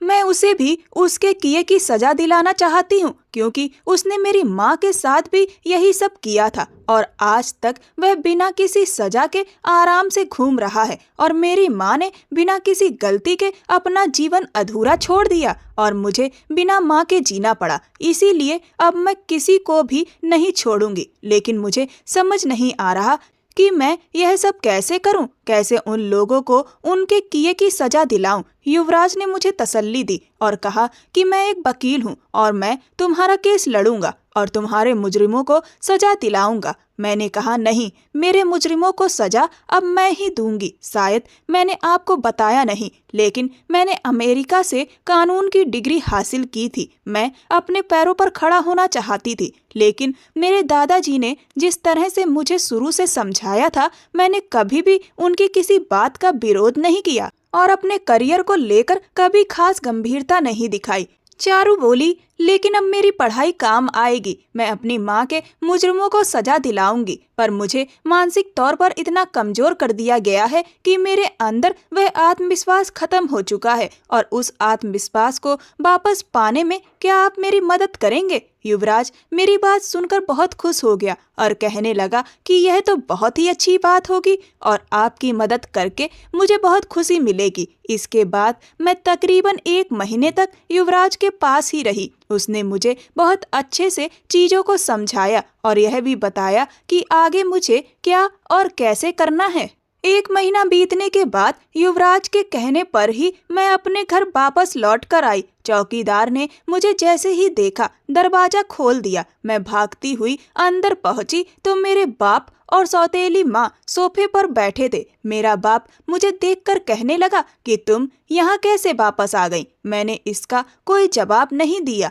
अपने बाप की किए की ही तो मैं सजा भुगत रही थी। मैं सीधा दादाजी के कमरे में गई, लेकिन वह कमरा खाली था। जब मैंने पूछा कि दादाजी कहाँ गए, तो मेरी सौतेली माँ बोली कि वह तो उसी दिन मर गए थे जब कबीर तुम्हें अपने साथ ले गया था। यह सुनकर मैं रोने लगी। मेरी आवाज़ सुनकर मेरे चाचा, मेरी चाची और रितु भी आ गए। रितु ने मुझे देखा तो भागती हुई मेरे पास पहुंची। उसने मुझे गले लगाया। फिर चाचा जी कहने लगे कि इससे पहले कि कबीर को यह पता चले कि तुम यहाँ वापस आई हो, तुम तलाक के लिए मुकदमा कर दो, वरना तुम नहीं जानती, तुम्हारी सौतेली माँ तुम्हें उसके हवाले कर देगी। वह तुम्हारे पीछे 2-3 बार यहाँ आ चुका है, तुम्हें ढूंढता हुआ। तुम्हारी सौतेली माँ तो बहुत खुश थी कि दादाजी का देहांत हो गया है और अब हर चीज पर उसका ही मालिकाना हक है। मैंने चाचा से कहा कि मैं एक बहुत ही दर्द भरी जिंदगी से गुजरी हूँ और मैं उस आदमी पर मुकदमा दर्ज करवाऊंगी। उसी दिन जाकर मैंने पुलिस स्टेशन में रिपोर्ट दर्ज कराई और अपना गवर्नमेंट हॉस्पिटल से चेकअप भी करवाया। इधर कबीर की गिरफ्तारी का नोटिस जारी हुआ। जब मेरे पापा को यह सब पता चला तो वह मुझ पर भड़क गए और बोले कि तुम पागल हो गई हो, यह सब क्या कर रही हो? मेरी सौतेली माँ भी मुझ पर चिल्लाने लगी कि तुम्हारी वजह से हमें नुकसान पहुंच सकता है। मैंने अपने बाप के सामने खड़े होकर कहा कि आप जानते हैं मुझे किस चीज की सजा मिली? आपके किए हुए जुर्म की सजा मुझे मिली। आपने मेरी माँ के साथ गलत किया और बदले में मुझे भी वही सब मिला। यह सब कुछ आपकी वजह से हुआ है। आपको किसी की परवाह नहीं है। क्या आपको मेरी तकलीफ नजर नहीं आती? आपके दिल में कभी भी मेरे लिए कोई दर्द नहीं उठा? क्या मैं आपकी सगी औलाद नहीं हूँ? यह सुनकर मेरा बाप खामोश हो गया। अब मैं वह पहले वाली चारू नहीं थी जो सब कुछ सहकर भी चुप रह जाए। अब मुझमें बहुत बदलाव आ गया था और उसका कारण सिर्फ युवराज ही थे। उन्होंने मुझे जो हिम्मत दी थी, आज वही मुझे अपने बाप के सामने खड़ा होने की ताकत दे रही थी। इधर कबीर को गिरफ्तार कर लिया गया। पहली पेशी पर वह सामने कटघरे में खड़ा था। यहाँ ना तो उसकी पंचायत थी और ना ही पंचायत का फैसला। जब उसने मुझे कोर्ट में अपने सामने खड़े देखा तो उसके होश उड़ गए थे। वह सोच भी नहीं सकता था कि मैं इतनी हिम्मत भी दिखा सकती हूँ। इसके बाद जब कार्रवाई हुई तो मुझे भी कटघरे में आकर कबीर के वकील के सवालों का जवाब देना पड़ा। कबीर के वकील ने कहा कि आप भला इससे तलाक क्यों लेना चाहती हैं? पति पत्नी में तो लड़ाई झगड़ा हो जाता है और कबीर आपसे अपने व्यवहार की माफ़ी भी मांग लेंगे, इसीलिए मुझे नहीं लगता कि आपको तलाक लेना चाहिए। मैंने कहा कि यह कोई साधारण तलाक नहीं है, बल्कि आप सच्चाई नहीं जानते। इस आदमी ने बंदूक के दम पर मुझसे शादी की। मैं शादी के लिए तैयार नहीं थी और इसने जो मेरी हालत की है वह सब कुछ इस मेडिकल रिपोर्ट में है। मैंने फिर वह मेडिकल रिपोर्ट जज साहब के सामने रखवाई, जिससे साफ पता चल रहा था कि सच्चाई क्या है। इससे पहले कि जज कुछ भी कहते, कबीर कहने लगा कि इस लड़की के साथ मेरी बचपन में शादी तय हो चुकी थी। इसके बाप ने खुद अपनी रजामंदी से यह सब किया था। मैंने कहा, लेकिन मैं तब नासमझ थी और मैं यह सब नहीं मानती और मुझे यह पूरा अधिकार है कि अगर माँ बाप बचपन में शादी कर भी दें तो समझदार होने पर, बालिग होने पर लड़की उस शादी से मना कर सकती है। इसीलिए मैं चाहती हूँ कि मुझे इस रिश्ते से आज़ाद किया जाए, क्योंकि पंचायत का फैसला कानून का फैसला नहीं होता। कानून के मुताबिक यह मेरा कुछ भी नहीं है। मुझे अब इंसाफ चाहिए। यह सुनते ही कबीर भड़क गया और बोला कि जो कुछ मैंने इसके साथ किया वही सब इसके बाप ने मेरी टीचर के साथ किया था। मैंने तुरंत कहा, तो फिर इसके घर वालों को उस वक्त मेरी माँ के लिए खड़ा होना था और उसके दुश्मनों को सजा दिलानी थी। इस सब के बाद इतने दिनों में मैंने गांव से और पुराने रिश्तेदारों से जो भी सबूत जुटाए थे वह सब जज के सामने रख दिए और साबित किया कि यही सब कुछ मेरे बाप ने भी सालों पहले मेरी माँ के साथ किया था और जिसकी वजह से उन्हें मजबूरन इस दुनिया को छोड़कर जाना पड़ा। यह साबित होते ही मेरे बाप को भी गिरफ्तार कर लिया गया। मेरी सौतेली माँ मुझे बहुत बुरा भला कह रही थी। कबीर और मेरे बाप को कैद हो गई थी और मुझे कबीर से तलाक भी मिल गया। अब मैं आज़ाद हो चुकी थी। मैंने कबीर से कहा कि तुम्हें अपनी टीचर से लगाव था, लेकिन तुम बदले में इतने अंधे हो चुके थे कि तुमने अपने अंदर की इंसानियत ही खत्म कर दी। सही और गलत का फर्क तुम्हें नजर आना ही बंद हो गया। अगर वाकई में तुम अपनी टीचर को इंसाफ दिलाना चाहते तो तुम कानूनन लड़ाई लड़ते, जैसे आज मैंने लड़ी और खुद को और अपनी माँ को इंसाफ दिलाया है। तुम बिल्कुल मेरे बाप की सोच वाले ही मर्द हो, जो औरत को कमजोर समझते हो और उसकी जिंदगी को खिलवाड़ बना देते हो। सीधे मेरे बाप से बदला लेने की तुम में हिम्मत ही नहीं थी। तुम कायर थे। मेरी यह बातें सुनकर कबीर ने अपनी नजरें नीचे झुका ली और पुलिस उसे लेकर चली गई। मेरी सौतेली माँ बड़े ही गुस्से से मेरे पास आई और बोली कि तुम्हें शर्म नहीं आई अपने बाप को जेल भिजवाते हुए। मैंने कहा कि मेरे बाप को शर्म नहीं आई एक औरत के साथ ऐसा जुल्म करते हुए। मोहब्बत अगर आपसे करता था तो फिर इसके लिए वह लड़ता, झगड़ता, कुछ भी करता, लेकिन मेरी माँ से शादी ना करता। और अगर यह शादी हो भी गई थी तो फिर मुझे पैदा क्यों किया? अगर यह सब भी कर लिया तो फिर मेरी शादी क्यों कराई? मेरे बाप ने एक बार भी यह पता करने की कोशिश नहीं की कि मैं जिंदा हूँ या मर गई हूँ। और तुम एक औरत थी, लेकिन फिर भी तुमने कभी भी मेरे बाप को यह नहीं समझाया कि उन्हें अपने पिता होने का फर्ज निभाना चाहिए। और फिर इसीलिए आज तुम किस हैसियत से मेरे पास आई हो। अब वह सही वक्त आ गया है जब मेरे बाप को उसके किए की सजा मिली है, जिसका वह हकदार था।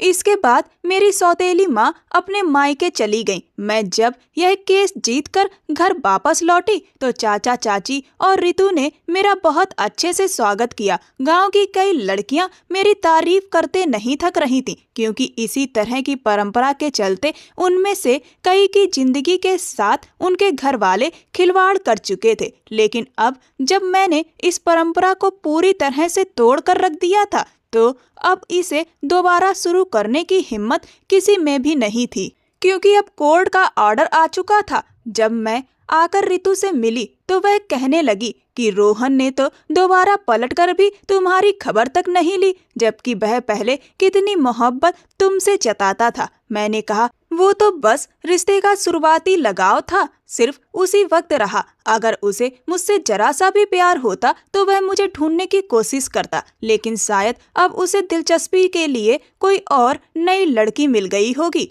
वह कहने लगी, अब तुम क्या करोगी? तुम्हारे सामने तो पूरी जिंदगी है। मेरी किस्मत में लिखा होगा तो मुझे भी कोई सच्चा प्यार करने वाला मिल जाएगा, और नहीं तो कोई बात नहीं। इतने में ही सामने से जूतों की आवाज सुनाई दी। मैंने सिर उठाकर देखा तो युवराज हाथ में मिठाई का डिब्बा लिए खड़ा था। मैं उसे देखकर चौंक गई। वह कहने लगा कि तुमने तो मुझे याद ही नहीं किया, लेकिन एक मैं था जो तुम्हें भूल नहीं पा रहा था। रितु और चाचा चाची हैरत से युवराज को देखने लगे तो मैंने उन्हें सब कुछ बताया कि किस तरह युवराज ने बुरे वक्त में मेरी मदद की थी। युवराज ने तुरंत हम सबको मिठाई खिलाई। वह कहने लगा कि तुम्हारी बहादुरी और इस केस के चर्चे तो हर तरफ हो रहे हैं, हर कोई तुम्हारी तारीफ कर रहा है। मैंने कहा, और इस तारीफ के असली हकदार सिर्फ तुम हो और कोई नहीं। मैंने जो किया है उसके पीछे की असली वजह तुम्हारे अलावा कोई नहीं।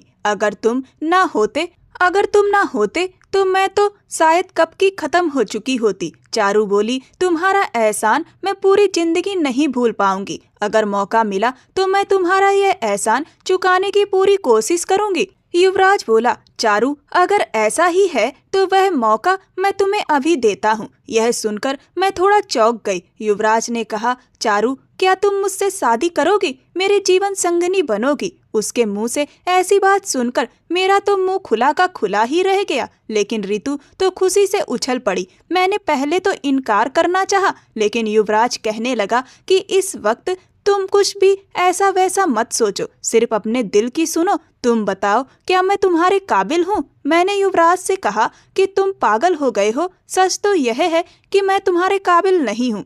युवराज ने कहा, ऐसा बिल्कुल नहीं है। अगर तुम मेरी नजरों से अपने आप को देखोगी तो लगेगा कि मैं बहुत खुशनसीब इंसान हूँ जिसे तुम जैसी पत्नी मिलेगी। इसीलिए बीती हुई जिंदगी को पूरी तरह से भूल जाओ और मेरा हाथ थाम लो। हम दोनों मिलकर एक नई जिंदगी की शुरुआत करेंगे। सच कहूँ तो मैं भी सच्चे प्यार के लिए हमेशा से तरसी थी, और आज जब वह सच्चा प्यार मेरे सामने खड़ा था तो मैं भला कैसे इनकार कर सकती थी। इसीलिए मैंने युवराज का हाथ थाम लिया और फिर हमारे घर में एक बार फिर से शहनाई गूंजी, और एक ही दिन में मेरी और रितु दोनों की अपने अपने प्यार के साथ शादी हुई। रितु बोली, यह तो बड़े ही मजे हो गए। अब तो चारू तुम्हारी भी लव स्टोरी बन गई। चारू और युवराज हंस पड़े। युवराज बोला, मैं भी वकील और तुम भी वकील, अब हम मिलकर लोगों को इंसाफ दिलाएंगे। चारू ने युवराज का हाथ थाम लिया और बोली, बिल्कुल, अब मैं अपनी जिंदगी को बेकार नहीं जाने दूंगी, अपने करियर को ऊंचा उठाऊंगी। उसके बाद रितु और चारू की विदाई हो गई और उनके नए जीवन की शुरुआत हो गई।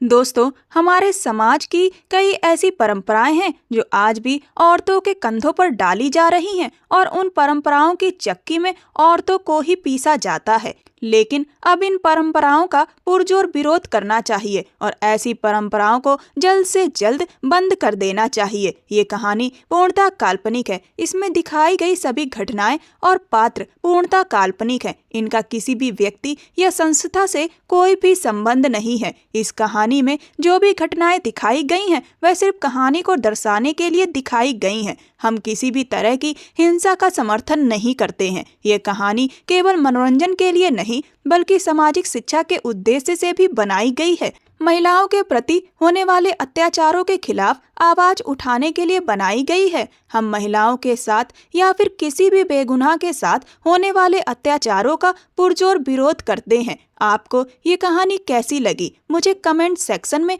कमेंट करके जरूर बताएं। ऐसी और भी रोमांचक कहानियों को सुनने के लिए मेरे चैनल के साथ बने रहें। धन्यवाद।